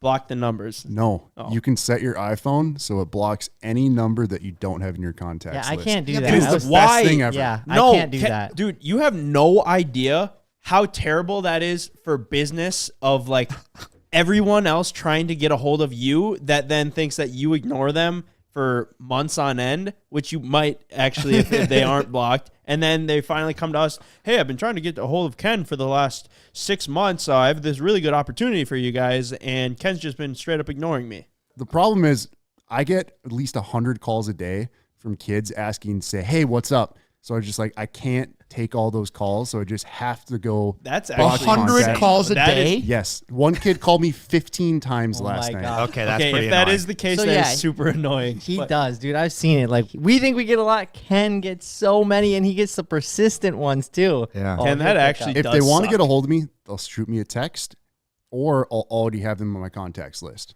Yeah, so like our voicemail's dead because I still want people to leave me a voicemail. If you need to get a hold of me, leave me a voicemail I think it's or a tough text. with you though, because even if you do get the message, you don't respond for weeks on end. Unless it's important. Yeah, but how many times do you respond to a message or a call like 4 weeks later? Often. How can you not just like do it right off the I bat? respond to some right away, some a day later, some a week later, some 2 weeks later, some 3 weeks Yeah, later. but some a why? month later. Obviously, you do that, but why do you choose to respond to some 4 weeks later? I don't, well, because I put it on my to-do list and then I still got to. I have But a do really. you think it takes more time to physically go, I need to text Stevie Wonder back about his thing, and then you go, call Stevie Wonder back? Or is it easier to just go, hey, Stevie, let's Yes, it is. But get then that Wonder Bread done? Then I have and to like sometimes mentally tax myself with whatever that person is potentially requesting. That's true. Don't But you feel no, like it's valid both ways? if you ignore somebody or you're not responding to a certain thing that you have to deal with for a set amount of time, doesn't that weigh on you? Yeah, a little. When you just want to get it out of the way? No, it weighs on me more. Honestly, it weighs on me more when I like respond to them right away and then they respond right away and then I'm like, here we are again. If they're requesting something, Oh, something shit. that is. We're Like, being productive. I mean, not necessarily, because like it's like maybe let's say it's a buddy who want like now I just tell them like I can't do it, but if it's a buddy that's like, hey, can you do something for me? And then I'm like, maybe, and then they'll be like, can you design me a wrap for my dirt bike? And then now I just be like, dude, no way, I don't have time. I'd love to, but and it's stuff like that. Like when they're trying to get something out of you, it's so hard to just like drag them along. Was that a subtweet? That felt like that was directly at me. At you? Oh no. You know how many times I've asked Micah to make me a rap for something? Like that No, was so no. specific. It's funny because no, it's not at you at all because creating a wrap for you is like it's like being on payroll. Oh, okay. Yeah. All right. Never mind. I felt a little attacked there for a second. I have a question. How do you respond to telemarketers, Ryan? I've gotten them because my numbers on some of the Shopify stuff. So like some guy from some company will be like, hey, I can get you text marketing. And I just go, hey, we're good. Like, no, thank you. And then you hang up. So you like, don't yell at them or no, nothing? no psycho call his move. number. You don't need the like, I used to do the whole thing where you listen to the spiel and then you're like, yeah, maybe let me talk to the guys. And then they keep calling you back. And that's a little more specific to a business decision. But like, it's pretty easy to just be like, I'm going to stop you right there. I'm not interested. Bye. You know what you have more than telemarketers, Ryan? Financial advisors. Yeah, I do. I have a lot of them. And that, And credit card offers. yeah, for those guys, it's tough because you know them. Yeah. And then you're just like, I'm sorry. I already got a guy. He's taking care of it. And it's done. So at least now that I have it taken care of, it's way easier. But when I didn't, I'd be like, yeah, I'll hear you out. That is a tough position too, because usually when you tell them like, "Oh, I've got a guy," they're always like, "I can beat him." Yeah, and then it's like, man. You feel bad too, like now that my sister has graduated or her friends have, like they're getting into that. So then they'll start calling me and I'll be like, hey, listen, dude, you can do this. I'm sorry that I'm shutting you down, but like, good luck with your career. So that you're talking about, those are people you personally know. Yeah, or there's like, hey, Acquaintances. Sydney gave me your number and we went to college together and I'm just starting out selling insurance. I always feel bad, you're just chopping down some kid's dream. But Yeah, I had one where the guy gave me the spiel and everything, and I was like, "Look, man, I'm not interested. I've got a guy." And to be completely honest, I get one of these calls at least once a week, especially around this age because we have so many friends that are now graduating and doing it. And I was like, "Dude, I'm not interested." And he was like, "Well, how about we grab lunch?" And I was like, "Man, I'm really busy. yeah, I'm really I'd busy, heard- I don't know bro." what to And tell you ya. could tell, you could just hear it in my voice. And he was like, "All good, man." yeah. Sounds But it's good. gotta be Later. tough cold calling people like that and like actually getting 100 no's to one yes. Like that's gotta be tough. Good for them. If you're doing it, keep doing it. Dude, some people are just meant for that with sales. Like they're Yeah. just like relentless. And those are the guys that make the big bucks. Like they can just constantly be shut down and rejected. And then finally it just clicks. And Back next to thing you know, you're into $100,000 in penny stocks. right, Jordan Belfort. Back to Ken though. I think it's tough for him because he gets so many customer service things. Like all day, he is bombarded with personal requests for like little jobs for him to do, and he's pretty damn good at it. I don't know how many emails he gets a day, but he probably takes care of 99.5% of them. But occasionally, one person will slip through the cracks, and then they send a DM like, Ken's been ignoring me for 3 months, and my shirt sucks and all this. And we're like, Ken, can you take care of this? Or like, Ken, what the fuck? You need to respond to people. But I think in general, he does a pretty good job. You're running the customer service of at least a 3-man team. I've never met somebody who hates dealing and talking to people more than Ken, But has to do it more. who's in customer service, dude. The problem is so many people, they're like, where is they give you like this little morsel of information, but it's not like all the information you need to figure something out of what's going on. And it's the other thing is a lot of people will send it to our Instagram account, and nobody goes through every little DM that we get in our Instagram account. Little minute. So it might go like nobody might see that forever. Yeah, and that one's if- tough because like if they're actually missing their order, but they just give you like almost no information, that means you need to follow up with them and then wait for their response back with more information to yet still figure out what the issue is. Yeah. It's so nitpicky and annoying to deal with, but it's so important because I think our returning customer rate is like 65%. So Pretty like crazy.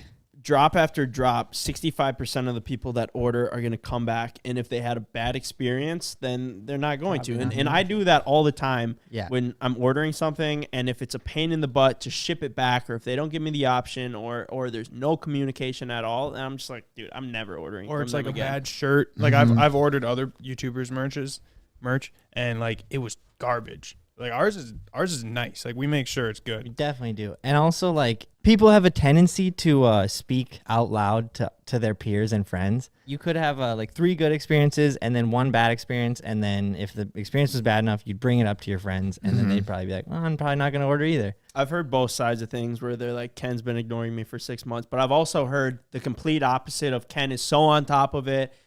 He responds to my emails at 9 p.m. at night and got my order fixed right away. So I'll give you some credit there, Ken. You do great with the customers and maybe not so great with our immediate friends that are trying to All right, get a hold of you. I'm going to go through my recent calls list. Just look at all the red ones. The red ones are people not in my contact list and Right. that just get auto blocked. Oh my gosh. They're more than You need a new 50% phone red. number, dude, for your personal phone. I You need a business phone and then I was a personal. considering setting up a new phone number. I don't think it'd be that crazy for Ken to have a business phone. I don't either. I think it'd be worth it for that matter. He could have his government name phone and then his Ken phone. But I'm also Ken thinking has 2 just phones in his two pocket. separate Guys lives. walking dude. around with like, you know, the people that like set their phones down and there's 2 of them. They're walking around holding 2 phones, pulling them both out. Be a real businessman. It's pretty baller. But Ken's I'm- scrolling on both hands. I'm also thinking even if Got we different have Reddit accounts for everything. even if we have this second phone where the number is semi-public, you know, we're not gonna like post it everywhere, but it's something you reach. Ken can't carry that phone on him. It's gonna be buzzing I all just have 2 day. SIM cards. No, dude, you gotta flex and get 2 phones. bro. You can imagine Ken akimbo scrolling. Yeah, I can see it. he's got Twitter up on one and Reddit Reddit, on the up other. on the other. Taking in all the So much information. more efficient. Ken like starts getting like the lizard eyes where they go out Oh, because he's no. looking at both of them. Taking That's scrolls to a whole nother Yeah. level. But I did want to give you credit, Ken. You do a damn good job with customer service. And if you have ever ordered something, you've dealt with Ken personally, and I hope you've had a good experience. And also, speaking And of if- 60% of returning customers, It's only incredible. 50% of the people are subscribed to this podcast. So if you're listening now and you are not subscribed, please do. I'm cracking up at Ken having lizard eyes. Yeah, going cockeyed to scroll on 2 Look phones. like Don Vito. All right, I want to do a bit where I pop up YouTubers' cars that we've all watched the videos of them being built or them doing anything with them on the internet, and then ask you guys what you rate them 1 to 10. All right. Also, I want to say when I was going through and trying to narrow down just a couple of cars to do, Bro, so many YouTubers have so many unique and cool cars these days, and it was really difficult. But, all right, first one up, Stradman's Lamborghini Aventador Pirelli Edition with Liberty Walk wide body kit, Rosa Cantus paint, and white pinstriping. The paint job is one of 3 painted in this color in the world, and it's got a custom all white and pink interior. The story behind it was in an accident with a police car before he bought it, and now it's a salvage title that he completely rebuilt. Oh. So pretty cool. But With his dad, I think, too. Or he finished it on the day that his dad passed away. So he it's in memory of his dad. But all right, okay, Mike, 1 out of 10. 9.9. CJ, I'd have to say 10. Ryan, Really? See, I think you can put a kit in that color and that wing on a heavy modified Lambo like that. So I think it all works together pretty well, but it seems to be a bit overstated for me. I'm going to play devil's avocado, 8.2. So still pretty pretty high. good. It's very loud, and I think it works for a YouTuber. It looks amazing. I guess the only bad part about Aventadors in general is the interior is very outdated, like the screen and all that. Have you noticed that? Yeah, I think. Why is that? Well, most Lambos are. I think most No, Lambos but don't. it's even worse. I Like, guess- and that's a more expensive Lamborghini. If That's I more had to expensive than a guess, it Huracan. would just be. I remember when I saw Bugatti interior, and someone explained that they try to keep it timeless. Yeah. I would say they're playing it on that, which no, is if kind you of look at it, it's not. okay. It I don't know, but they just haven't changed it. I don't think. But of all the things, my favorite part is the full custom interior. Like, Yeah, that's what to me sets it apart. His white dash, I guess, is like problematic because it reflects onto the windshield. 'Cause it's so 'cause it's angled. I guess it's kind of hard to see. Everything about it is perfect. So loud, it looks like one of the fastest cars you'd ever see on the road. The only reason I took it the one tick off was because it's pink. I love that it's painted, but I would do it like any other color besides pink. But it still looks beautiful. I mean, you're really never going to see a wide body Aventador like this, but you're really never going to see a pink wide body with white wheels, white interior, big ass wing, Very true. I think loud it's beautiful. exhaust, everything about it. One dude. of a kind, for It's sure. it's such a YouTuber car. It's so over the top. It's ridiculous. I love I it. think he absolutely killed it on it. Here's like a side shot of it that I think is really shows like the angles of it, how sharp it is. I love that. That's such a beautiful the convertible, the Spider. I'm actually not sure. I think it's on static suspension. It's got a front lift on it, I believe, but a lot of these cars are on airbags. But people that have airbags or shops that install a lot of airbags or static suspension on cars, they always say that airbags are kind of a pain in the butt and they never are as good as you would want them to be. Doesn't work very well on my Hummer. Ryan knows firsthand. Such a beautiful car. I'd give this a 9.5.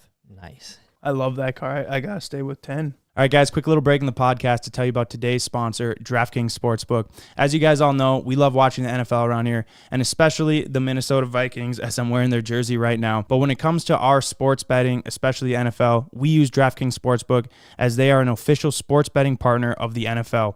And on top of that, to kick off the road to Super Bowl 57, new customers can bet just $5 and get 200 in free bets instantly. Plus, all new and existing customers can get a no-sweat bet each day of the wild card round this weekend. Just place any NFL bet of your choice, and if it loses, you'll get a free bet back up to $10. Action so good, why bet NFL playoffs anywhere else? So go download DraftKings Sportsbook app and use code WIDEOPEN. New customers can bet $5 on the NFL and get 200 in free bets instantly, only at DraftKings Sportsbook with code Wide Open. That's wide open, one word. Must be 21 plus in most eligible states, but age varies by jurisdiction. Void in Ontario and Ohio. Bonus issued as free bets. One free bet issued based on amount of initial losing NFL bet up to $10. Eligibility, wagering, and deposit restrictions apply. See DraftKings.com/sportsbook for details and state-specific responsible gambling resources. Gambling problem? Call 1-800-GAMBLER. In New York, call 877-8-HOPE-NY or text HOPE-NY 467-369. Eligibility and terms at sportsbook.draftkings.com/football terms. Let's go Vikings, and let's get back into the podcast. Shaking it up a little bit here. Whistle and Diesel's 2022 AMG G63, otherwise known as a G-Wagon. This thing, it's got bigger turbos on it, pushing 1,000 horsepower, Akrapovic exhaust, lift kit, and 33-inch tires. I'd give this one a 9.5. Dude, I hate to say it, but 10. I love it. Really? Yeah, I like that a lot. 'Cause this is That's the kind of- coolest G-Wagon I've ever seen. Yeah. This is more of a stock car. You know, obviously Yeah. it's got the little cosmetic changes to it and it's faster, but overall, you're gonna look at it and it mostly looks stock, I think it's beautiful. right? Well, it's sweet because he modified it, but it still works. Like he's jumping it right there. Like you could have went and you could have modified it either lower or put such a big lift on it that it becomes unfunctional. So where he nailed it was it's fast AF and it sounds pretty solid, but yet you can do stuff like that with it. So I mean, yeah, I'd give it like in the 9s. It really is a great looking car, and I think the coolest part about it is that he really showed how capable it is. My only beef is the exhaust. Sounds kind of tinny, which I know people are on, but I think it just For a it does. $9,000 exhaust. Exactly. I would have expected to be a little better, but it's loud and it's sweet. I guess what I find most interesting is that after he uploaded this video, I like G-Wagons, but then a video of Whistle and Diesel basically destroying this thing made me like them 10 times more. I went, what? I mean, obviously he tested it and showed what it can do, but I was like, I want one. That's a nice ass car, and it's badass And what too. it can do, Yeah, I mean, the it's suspension, I don't even know. It's got to weigh a bunch. Whoever built the suspension for that deserves an award. I feel like it's hard to have a luxury vehicle. That's a luxury, like bougie vehicle, but it's still badass in my opinion. And that's because of like maybe the red, but also just the overall look of it. It's just a badass vehicle. I like it a lot. $300,000 vehicle. Yeah. And that's obviously with dealer markup, and I think he bought it in the worst possible time, but that is a lot of money for basically a glorified Jeep. But as he proved, it's way better than a Jeep. lot better than a Jeep. I just want to play the clip of him jumping it for anyone that hasn't seen it. God, that is such a 91 feet. Imagine if he would have rolled that thing, dude. No one there that day was expecting to see That much of a boot. Dude, I have been to those sand dunes and I have tried to jump them. Well, I have jumped them in a side-by-side with side-by-side blog. And we probably went not even that far. And it was terrifying. So I can't imagine doing it in like an 8,000-pound car. I think the thing about that video that really makes it stand out is 99% of people who own G-Wagons will never take that thing off the pavement, and he's just full sending it. Yeah, and it actually held up, which is cool. All right, the next car is TJ Hunt's 2020 C8 Corvette, twin turbo, 1,500 horsepower with a fully custom Street Hunter wide body kit, which is his own wide body kit. So the thing is like completely one of one, insanely fast. And personally, I think it looks amazing. This is my favorite wide body kit on any of the C8s. What do you guys think? 1 out of 10. 9.9 for me. I hope you picked uglier YouTuber cars because I feel like we're giving all these. I'm like, giving this I a know. 7, dude. Okay. Really? 7, maybe a 7.5. Reason why I'm saying that, I honestly don't think it looks that good with the wide body kit. The rear is too wide compared to the front. It looks too wide. It's not proportionate. And there's often times where I see a wide body kit get thrown on a vehicle and it's just like too much. Like Stratman's looked good. This is too wide in my personal opinion. And I don't really like the wing either. Just kind of doesn't look right to me. I'd rather just have a factory one. The thing I do like about it is it isn't a bolt-on kit. You know, it doesn't have the bolts holding it on. I don't know how it's fastened. It probably has bolts, but I like probably that from it's the, smooth from the backside. Yeah, from but the you back. you don't see the rivets. Yeah, exactly. Because I think that's the one thing that can sometimes make body kits look cheesy. Is it looks like they are bolted onto the outside of a car, I which they definitely are. agree with that. I agree that it does look a little bit cheaper. This here's one what looks a little bit more factory. When I saw it at SEMA, I thought it looked kind of homemade, personally. Really? I got nothing I guess against you TJ did see Hunt. it in person. I'm but just saying I thought it seemed kind of homemade. Like it looked wonky to me. I think one thing that it could maybe change, let's say the rear fenders weren't as wide and this was a Z06. I know that would change a lot, but the fenders are already wider on that. I think that would look tasteful, but I think it looks incredible. The color is like amazing color, for me, yeah. but still would change it. The wheels though, the silver like 3-piece, whatever HRE wheels, unreal. That's my favorite part of the car. I love that silver wheels are coming back. back. My like dream is a black, either matte black or just black car, and then get some really nice polished wheels, kind of like Mike has on a Subaru, the same color. You already kind of got that with your Hummer, right? That's true. Yeah, kind of. But I mean, yeah, I think that's such a cool look that went away for a while that I think now should come back. I agree with that. I think that TJ ran into a lot of problems with the twin turbo kit on this because the ECU is so hard to unlock or do anything. Did they ever, to. or was Actually, it still like a maybe they piggyback? didn't even unlock it, but it's so hard to do anything with the C8 platform. You want to know what's even crazier though? Is Amelia Hartford? She already twin turboed her fucking Z06. Z06. Yeah, how C8. does it work? They don't have it tuned yet, but she slapped them on, started it up, revved it. I was like mind blown. That'll be a crazy car. A Z06 C8 twin turbo. Unreal. Yeah. Yeah, it sounds like a Ferrari. Yeah. A twin turbo Ferrari. But yeah. The only turnoff to this car is it's now for sale, and it is for sale for $250,000 For a Corvette. That's not even a Z06. That's a lot of money. No way. A lot of money. lot. No one's going to buy that for $250. Yeah, I don't know. Somebody You know? who's maybe a big TJ fan and watched the whole build. I've thought about that, and I've always wondered, like, do people buy people's cars because of whose they were? God knows they're not buying mine because of I owned it. But, you know, do you want a car? You're like, oh, TJ Hunt owned that. That's really cool. Like, even if The Rock owned a car, I don't think it would make me pay a significant markup to be like, this is The Rock's car. Granted, he has some really cool cars, and I love his. I don't think Charger. anybody that has $250,000 to spend on a C8 Stingray Corvette is going to pay extra because a YouTuber such as TJ Hunt owned it prior. Also, The Rock, maybe that's cooler. That's a lot cooler, or like a music artist, but I don't think anybody that's got money like that gives a fuck if a YouTuber owned it prior. Also, do you think anybody with that type of money is buying a car like that? Like, that looks like what a 20-year-old would So it would design have a to- car. it And would- I still think it looks good, but I think like it looks like Stradman's It's cool. Aventador. Yeah. His Aventador, I think, looks better. It looks more proportionate, but I've already said that. So would you rather have this or a Z06 at the same price? Z06, Z06, by far. 100%. It's a stock Z06. Yeah. Probably that. Yeah, I would go with that too. Really? You get Yeah, to, you I drive think that. It's way cooler than yeah, a it's stock Z06. Yeah. I And think the keep in stock mind, Z06 1,500 horse. Yeah, I did kind of forget about that when I said the Z06, but still, I still think I'd take a Z06 with the Same. different motor. If it was the standard Z06 upgrade where they just supercharged the current engine, it would be closer. Gotcha. I'd give this thing a 8.8, and the only reason I would give it anything more if it was red. I like red, obviously, because I had a red C8. But Red would pop. if it was a red one, I'd probably give it a 9.5. All right, last one. Had to throw into the mix one of our own vehicles. So I did our SEMA truck. It's a 2019 F350 built by Banker at Custom Offsets, specifically for SEMA as a SEMA build.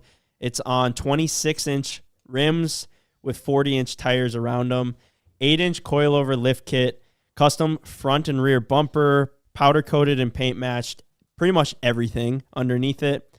It's deleted, 5% all around, allegedly. And, of course, train horns. Oh, and the drop hitch. Oh, Pretty love the drop amazing. hitch. I got to give this thing a 9.5.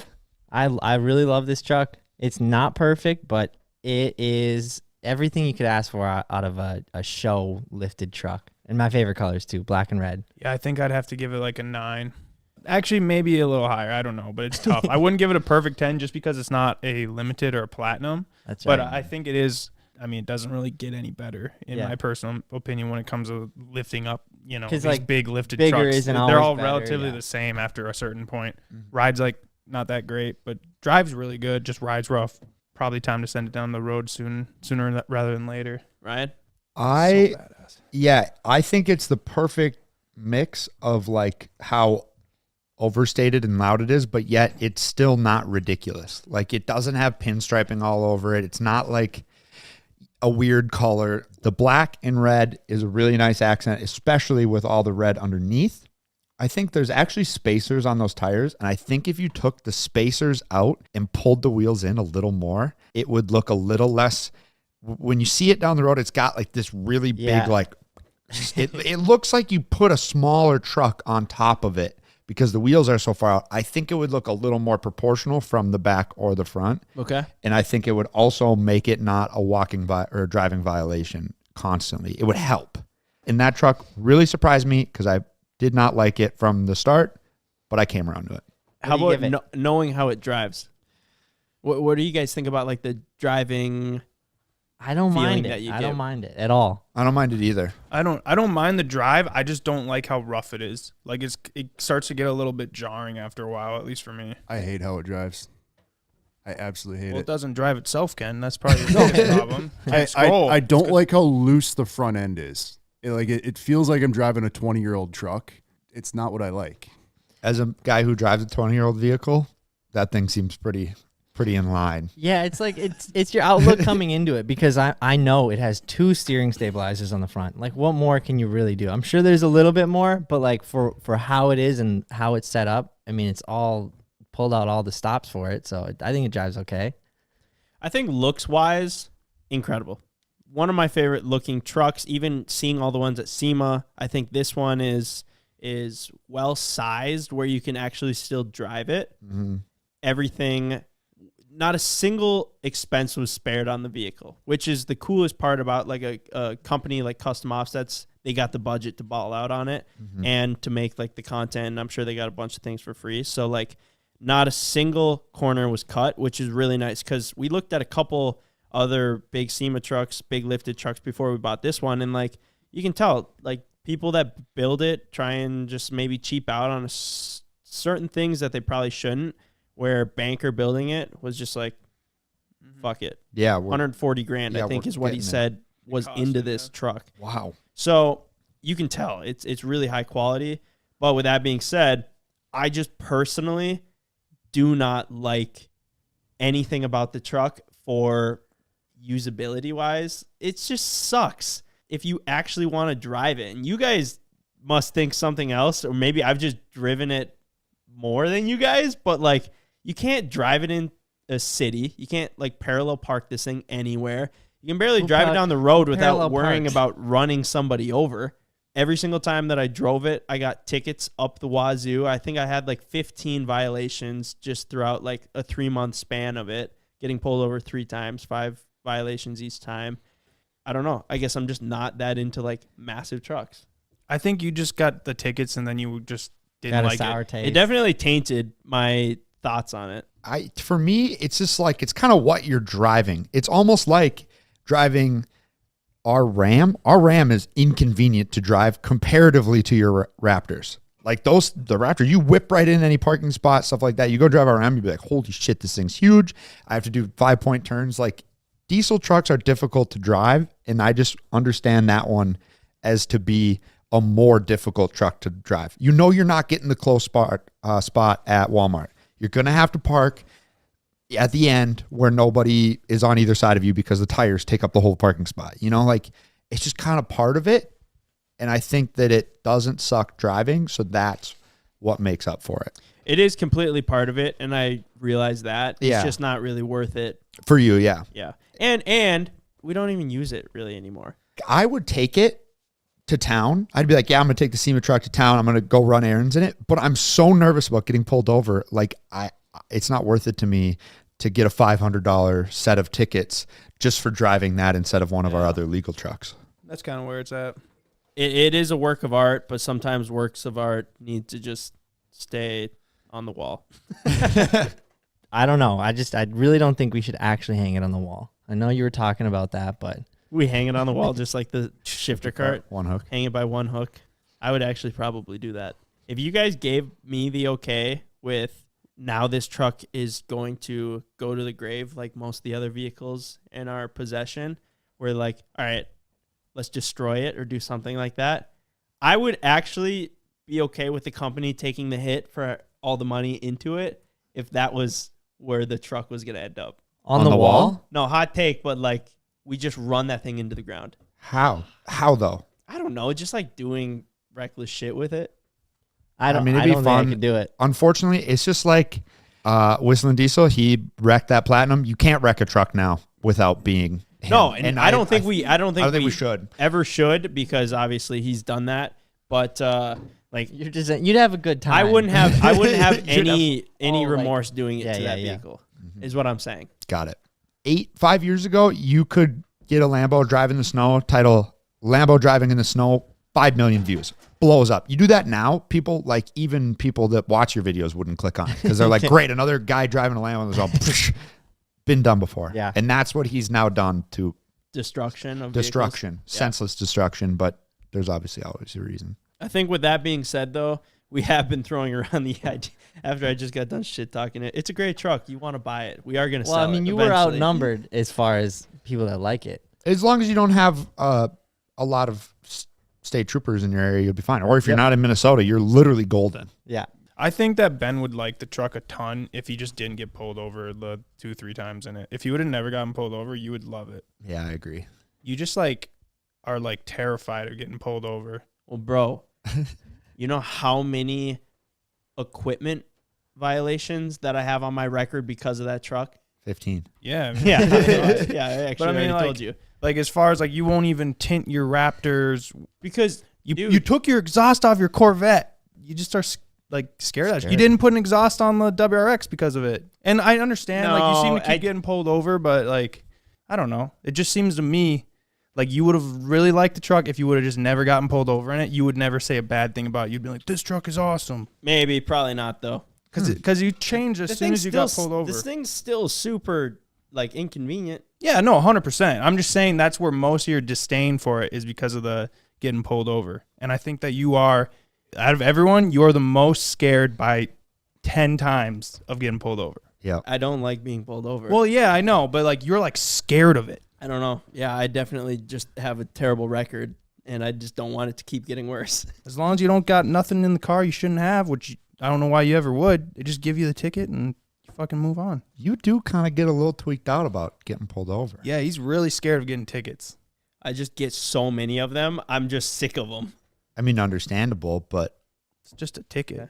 I guess just it's not a problem. They're for not you going to then. take you to jail as long as you're not doing anything you shouldn't be doing. Well, that was with my Corvette. They said next time I get pulled over, they're gonna impound my car. For his exhaust. for exhaust Crazy. Yeah, in the state of Minnesota. I guess. That's what I mean. I feel like I feel wasn't like your they're just Lambo like- going to get impounded for the Yeah. headlights or something? I think BS? it's more along the lines of me. I think I'm the problem in I their feel eyes. like you drive the slowest out yeah, of all of us. that's what I mean. I don't You're know. driving. Yeah. You are always getting pulled over doing legal things, but it's for some weird thing, like getting pulled over for not turning off your high beams early enough in your Lambo, and then all of a sudden, You're going like, to get this thing then- towed. then it's like, oh, I got to disconnect every aftermarket thing, and I'm gonna untint the windows that are this big in the front, and like, There's certain things that just aren't worth like the fight and the headache. No, I agree. Like if I kept getting, whatever, like that, you got to change it if they're going to keep writing you tickets for it. But like you just are like scared, it seems like. Any little thing that I push the boundaries on, then I immediately get like in trouble for, and then they threaten to tow my car, and I'm like, Yeah. well, fuck, I don't give a shit if my window tint is 5% more or Yeah. less. Like, or 0 or 100% less because you didn't have any. I guess, Ben, you are the only one to get threatened. Yeah, it's true. I guess I That's haven't been true. threatened. On getting tickets, though, I remember getting a lot of them when I was younger, and it was literally like, they were $200 tickets, and I was like, if I get any more of these, like, this is my whole week's paycheck is gone Yeah. now to this ticket, and like, this really sucks. And that's where, when I took all my tint off, where I sold the car with the tint, I was like, I can literally not afford to spend my entire week's pay on a ticket because of window tint. There is points like that where it's really bullshit. And I think it's messed up. If I got pulled over going over 100, which I don't go over 100, but if I was going over 100, I'd be fucking scared. Yeah. Because I'd be like, I did something wrong here, whatever. But like if I'm just cruising and they whip around and get me for window tint, I'm not really scared. I'm just like, all right, well, here we go again. Pay the ticket. Get on. All right, I got a story. Okay. Okay, so speaking of scams, Ryan kind of started this podcast that was scams. I will make this brief because it's kind of a long-winded story, but I ordered, if you guys know what a Sur-Ron is, it's like an e-bike. It's a dirt bike that kind of big wave coming through of Sur-Rons and like Talarias. So I didn't want to buy a Sur-Ron from like a dealer. They're like $4,500. They get them shipped over from China, but probably a bunch of them, and I didn't want to spend that much. So I was like, I'll just go on Alibaba, which I'm somewhat familiar with. And there's a whole bunch of vendors, and I picked one, and I was like, I just want to buy one. And then if the one is good, comes to my door and it checks out and it's real, then I'll buy like 5 or 6 more for the whole crew. So they're advertising them as real Sur-Rons, not an Alibaba version of a Sur-Ron, like Right. not a knockoff. They're advertising as real. Yep. And I had made that very clear in the messages. I was like, just making sure this is real. I want it to be real because I've heard of people getting not real ones, and nobody wants to pay half price for a not real one. Yeah. So I got it going, and I like tried to have all my checks and just made sure it was real, made sure the battery was authentic Panasonic, and then they said $2,000 for the bike, $500 for shipping. Shipping is 10 days. Oh man, 10 days. That's awesome. Perfect. Wire them the money. They ship it. Okay, cool. And then after about a month, I'm like, hey, and they're like, you got to check with the shipping company. It's in customs in Mexico. Mexico now? So it went from... Like, it went from China to Mexico. I'm like, why didn't it just go to a port in the United States? So you don't want your stuff to be in customs in Mexico because they can do whatever they want. And so that's kind of where it started. I was like, well, why is this not shipping? And they're like, you need to pay customs. Okay, that makes sense. So I hit them up, and they're like, yeah, and it's like fee, charge to $990 to clear it from customs. $990? Shit, man. Okay. I just paid $500 to ship this thing on top of the $2,000. So I'm already $3,500 in if I decide to pay this. I'm just still trying to feel this out. Okay, you can Cash App or Venmo. And so now they're taking you out of like a legit I could have form still wired it if I wanted. But I but didn't even want still, it's not through Alibaba or anything like that. This is to the shipping company now. And so I still toyed with the idea for a while and messaged the vendor back and forth. I'm just like, I think if I just pay this customs charge, they'll send it. And then I paid this Venmo to just like a random dude.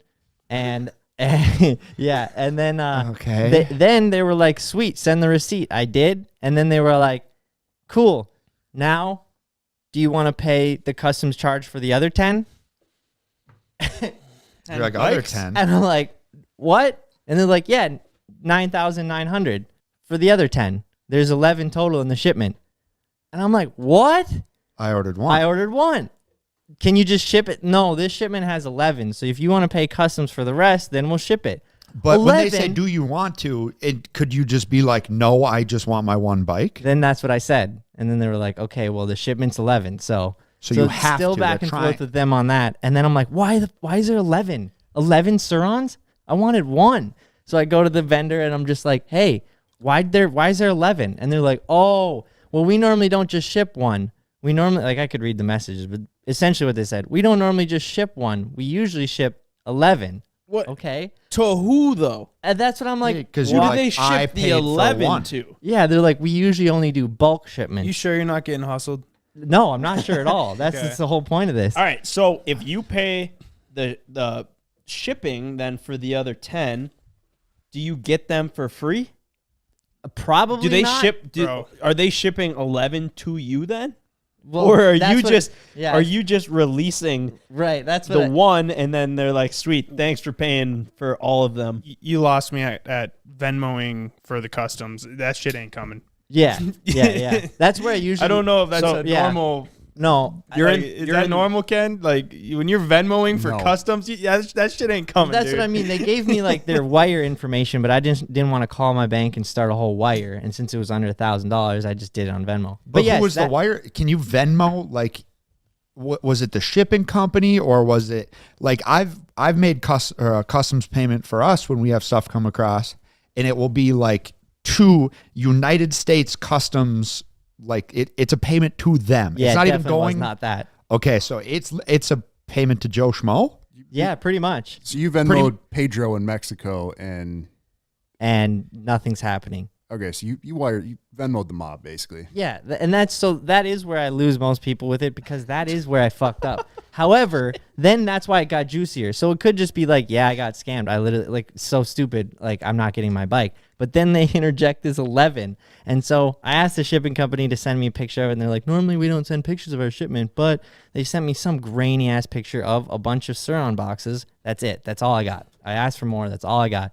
So I'm like, okay, if I release this, will they all be shipped to my house? And they're like, yeah, it's like, this is your shipment. Okay. And then I was like, well, if these end up at my house or at the shop, they're mine. But I still can't take a risk on, they came up with like $7,500 to release it all. I'm not going to take that risk. However, then the vendor says, pay the customs charges, the bikes will get to you, and then we'll negotiate a discounted price for the bikes. And I'm like, what do you mean? Yeah. I'd be like, yeah, the negotiation is now they are mine. You sent them to me. No kidding. That'd be us. That'd be like us sending somebody 5 shirts, and then as soon as they get them, being like, "Sweet, you gonna pay for the other 4 then?" Yeah, pretty much. And It's whack. Exactly like that. And then they'd be like, well, I just ordered the one. And then we're like, well, you probably order more later though. So You paid for the shipping on all of them. That Yeah. makes like no sense. so I don't know anything. I really. am. I don't Are know. you paying for this with your own money or the company money? You take a guess. Company money. No, Thank you God. guessed wrong. My question, really from the start, is how are you buying a knockoff Suron, but it's not a knockoff version? It's That's what I don't understand. It's like not a that- knockoff. Yeah. how, it's how just do like these unbranded. vendors? No, it's branded, No, so right? like right? You're saying it's Surons- like saying Suron on the box and all that. yeah. So basically, Surons are made in China too. Isn't Suron a like a company though?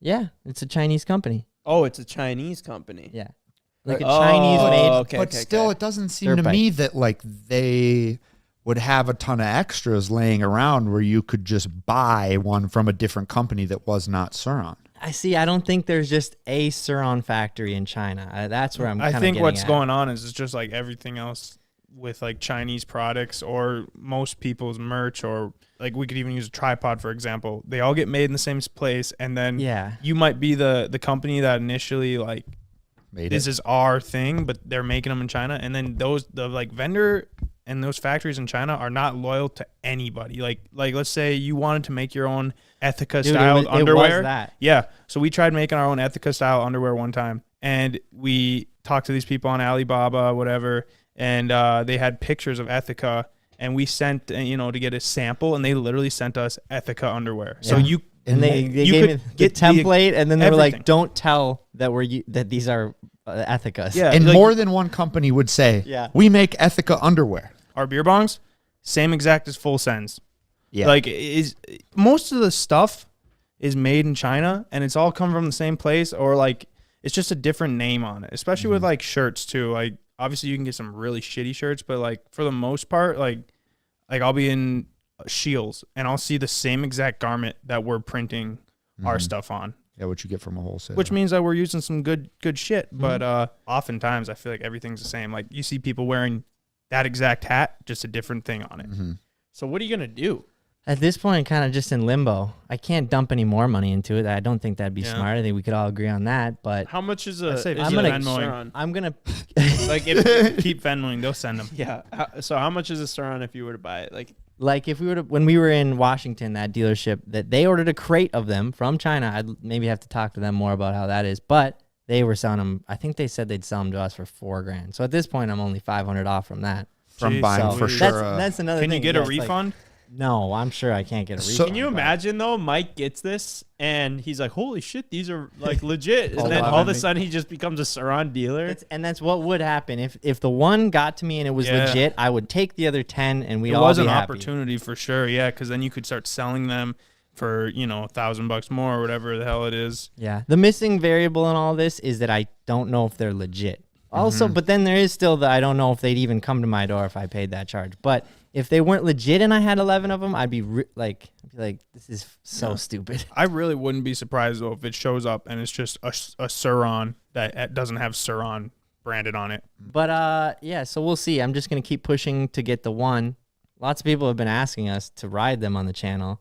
And so if this all blows over and just turns to nothing, then I guess we'll just have to buy some at full price. But I don't know if I'd ever be able to ride it. Let me see Well, the Fucking electric dude, bikes it's and so, me they're don't so go together. fun. It's like No, a that would two-stroke. not be Oh, good. yeah. I'd That fucking would not loop be that good for thing you at so all. quick. Mike, let me see the Venmo. I want to see what It's that. pretty funny. Yeah, so your Dude. transactions, the first transaction, was that made through Alibaba? That was a wire transfer. Have all the receipts, but if it's not through Alibaba, if the invoice is not paid through Alibaba, which they don't usually protect it. try not to do, it's not protected. Yeah, that's why like people always try to get me into WhatsApp and all Yep. this other stuff, but then you're not protected. So there is a slight little bit of protection doing it through the app. Oh my gosh. His name's Jason Lawrence, and it's just a big Mexican dude in a tuxedo. No, at least he's wearing a tuxedo. He's got class. And I love that picture. Looks like he's like, okay, Jason. Wait, Mike, why did you Venmo him and say, "Who the hell is Jason Lawrence"? that was my memo. I just said, "Who the hell is Jason Lawrence?" All right, so Jason Lawrence, who received the Venmo for $990 from Micah. Here are his last Venmo transactions. Cindy Lawrence paid him for breakfast I haven't even. This on, is on October 9th. Okay. Cindy Lawrence paid him for prescription meds on September 30th. Cindy Lawrence also paid him September 28th for groceries, You ain't getting that money back. car You ain't tags, getting the new bike. kitty supplies, pet supplies and food, dinner, Disney chores. I'm sure his Venmo is It hooked looks up like with he- customs though. Yeah, he fucking asked Siri and goes, "What do people do on Venmo?" dude. I think. Mike. Yeah, no, I'm definitely not getting the money back, but like, I guess at the end of the day, it's still up to the shipping company because they took. There is no shipping company. It's Jason He Lawrence, got who is a scammed, fucking man. idiot. He got scammed. Hold up, Mike. Who Jason- did you pay the original $2,000 to? to hearsale.inc, which is the vendor of the Suron. Okay. Hearsale.inc.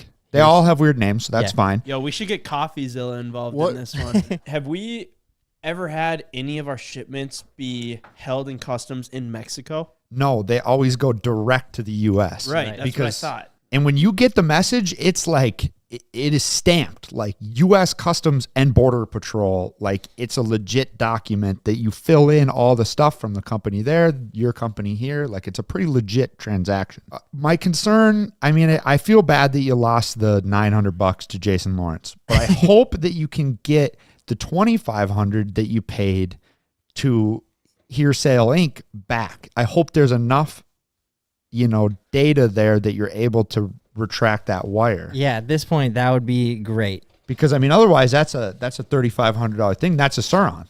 So, Mike, what did Jason Lawrence say to convince you to just Venmo him $1,000? I have actually never spoken with Jason Lawrence. What was the transaction, or what was like the communication between you and somebody that was like, yes, you just Venmo Jason Lawrence $990 and it was- he will He'll take it. care of it. It was basically me just asking if I can pay through Venmo because they said Cash App. I'm like, well, no one uses Cash App. Dude, they were sitting in some They little. were stoked. They were sitting somewhere and they go, "This guy's dumber than we thought," and they high fived. Yes. Quick, go make a Venmo. I'll be Cindy. You be whatever the other I guy. don't think it matters whether it's his real Venmo or not. That's what I mean. It is. So I did just look. It is impossible to cancel or retract a wire fund once the funds have left your account. Oh yeah, I was like, I already knew that. Like, that's pretty cut and dry information. Well, Mike, if it makes you feel any better, I lost $2,500 in Vegas, and you lost just a little bit more than that on a Suron. Yeah. So life kicks you in the nuts sometimes. Next time, you should just drive down Main Street DL and start throwing $100 bills out the window. I feel like Yeah, at least it'll go to some good, Yeah. possibly. down the drain. Yeah, well, I mean, honestly, yeah, you could literally light those dollar bills on fire, and at least you would get a little bit of heat out of it. Yeah, that's true. But there's no. I mean, come on, guys. This is still a little bit of a gamble here. Mike, I'm really rooting for you, honestly, bro. I am This too, is for going sure. to be a great story if they do show up. One day, if we show up to the shop and there's 11 boxes out front and Mike is just sitting there laughing, dude, he's going to be cashing in on all of his Surons. Hand up, if that happens, I'm an idiot. Yeah. Micah was right. But if- as of if right anything now, else happens, it is not I'm an looking idiot. so hot for you right now. And I feel bad. I'm trying to make an interesting conversation for the podcast, but I feel bad. But I feel like there was some red flags. Yeah. I was proceeding too quickly, Mm-hmm. and Mike, you're just doing the work of the people, bro. getting scammed. Mike, what's that thing around your neck here? Dude, I put the necklace on for the pod. That's pretty baller. Lightning bolt. Can I see Also it? one of my favorite things. If you guys haven't noticed, I put lightning bolts So, on like what- a third of my Everything. designs. Okay. I do like the lightning bolt. I feel like it fits the brand. But when I look at you and just being that I know you, I can't say I would pick your emblem to be a lightning bolt. Speed. It kind of looks Electric. like Speed. It looks like you're a running Strikes back. quick, strikes Yeah, fast. that's such a running back. That's like a running back. medallion. I mean, it kind of looks like a Chargers logo. But when I saw you wearing that, I was like, it looks like you're like a D3 know. off-brand running back. What is it? I feel like I would pick your logo to be a moon. A moon. Yeah.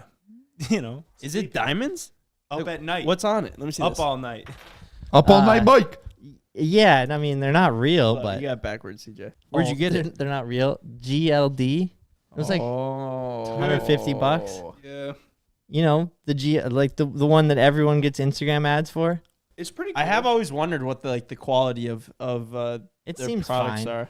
I Not think like the anything like a quality real is deal. there, but like nothing's real. Yeah. You know. You know how Sick. CJ's got his little ATM side business? My new side business is going to be making Alibaba shipping sites and just advertising just things that Micah wants. And then maybe Ryan's Jason Lawrence. And there's just like a steady decrease in like my cash flow and a majorly steady increase in Ryan's. I start driving Lambo. I start driving Ranger.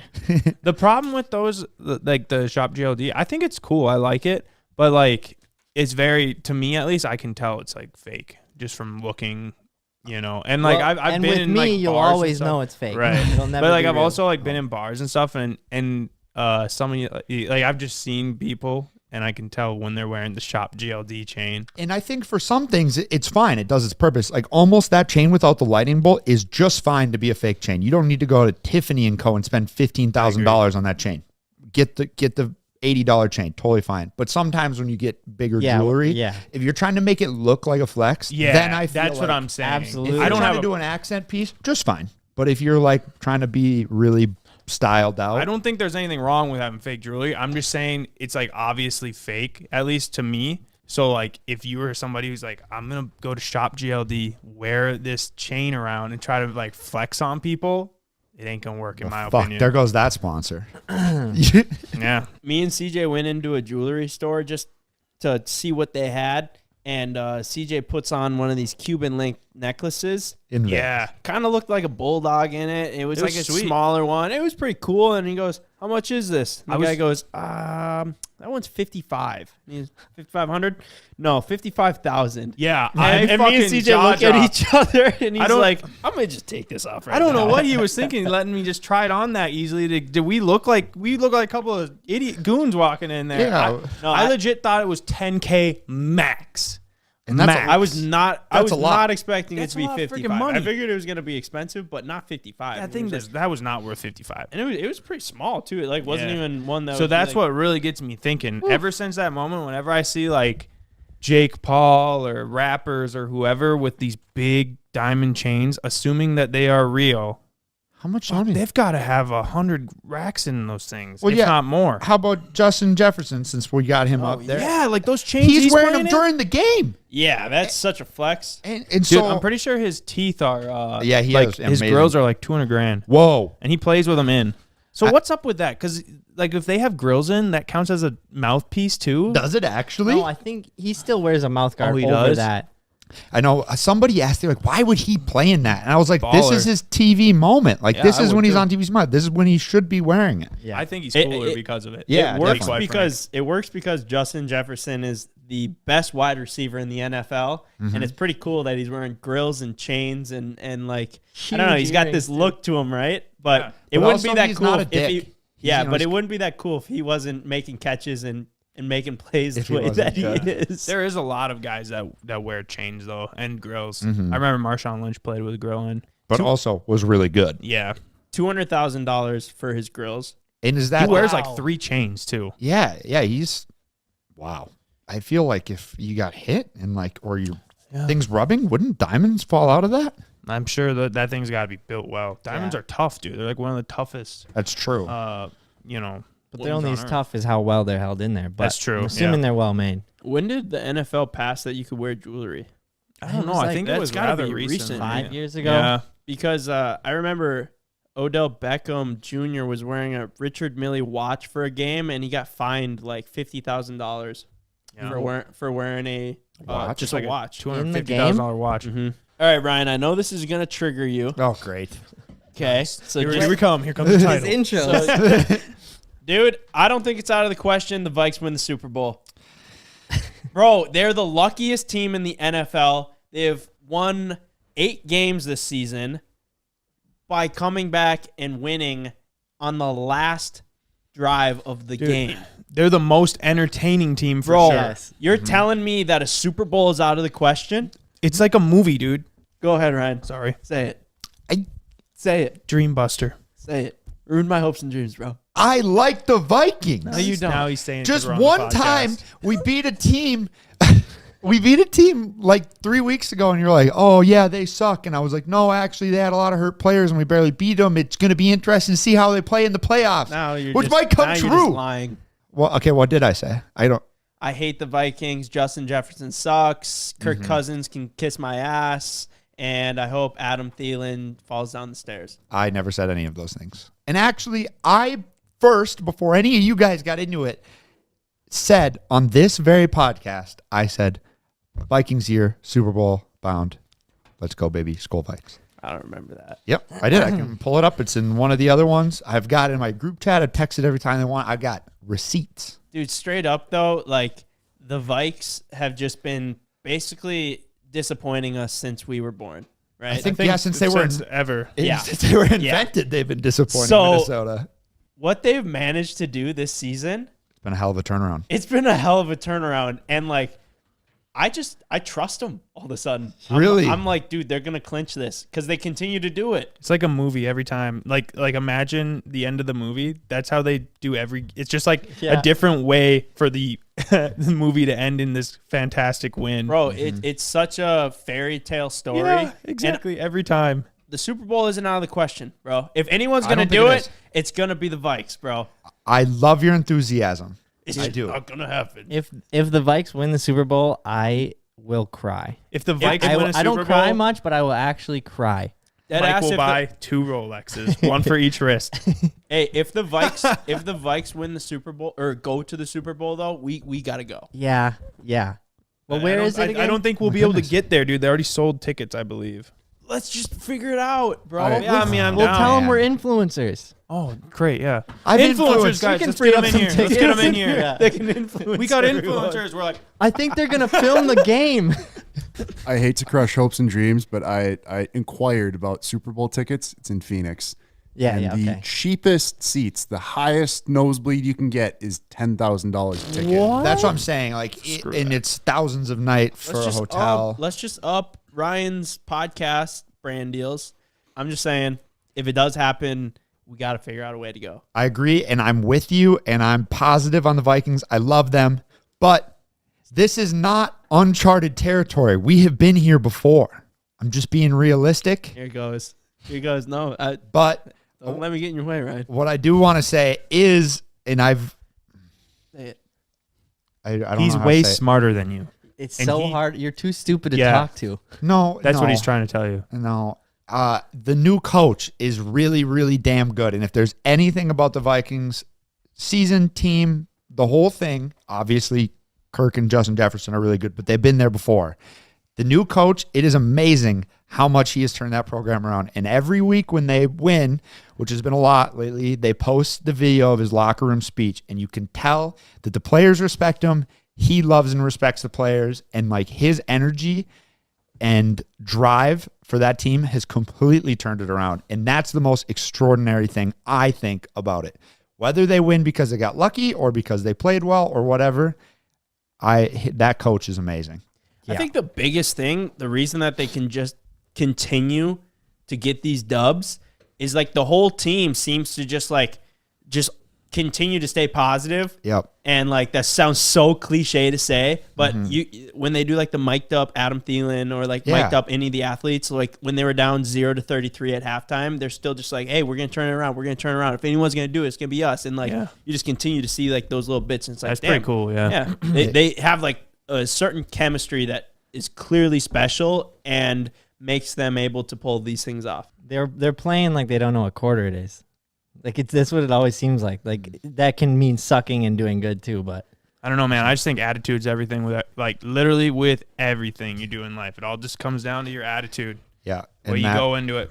And that team has shown it because God damn, has it been a season. I think it's been harder that they're winning because before you used to just go, the Vikings, they suck, and then you turned off the game.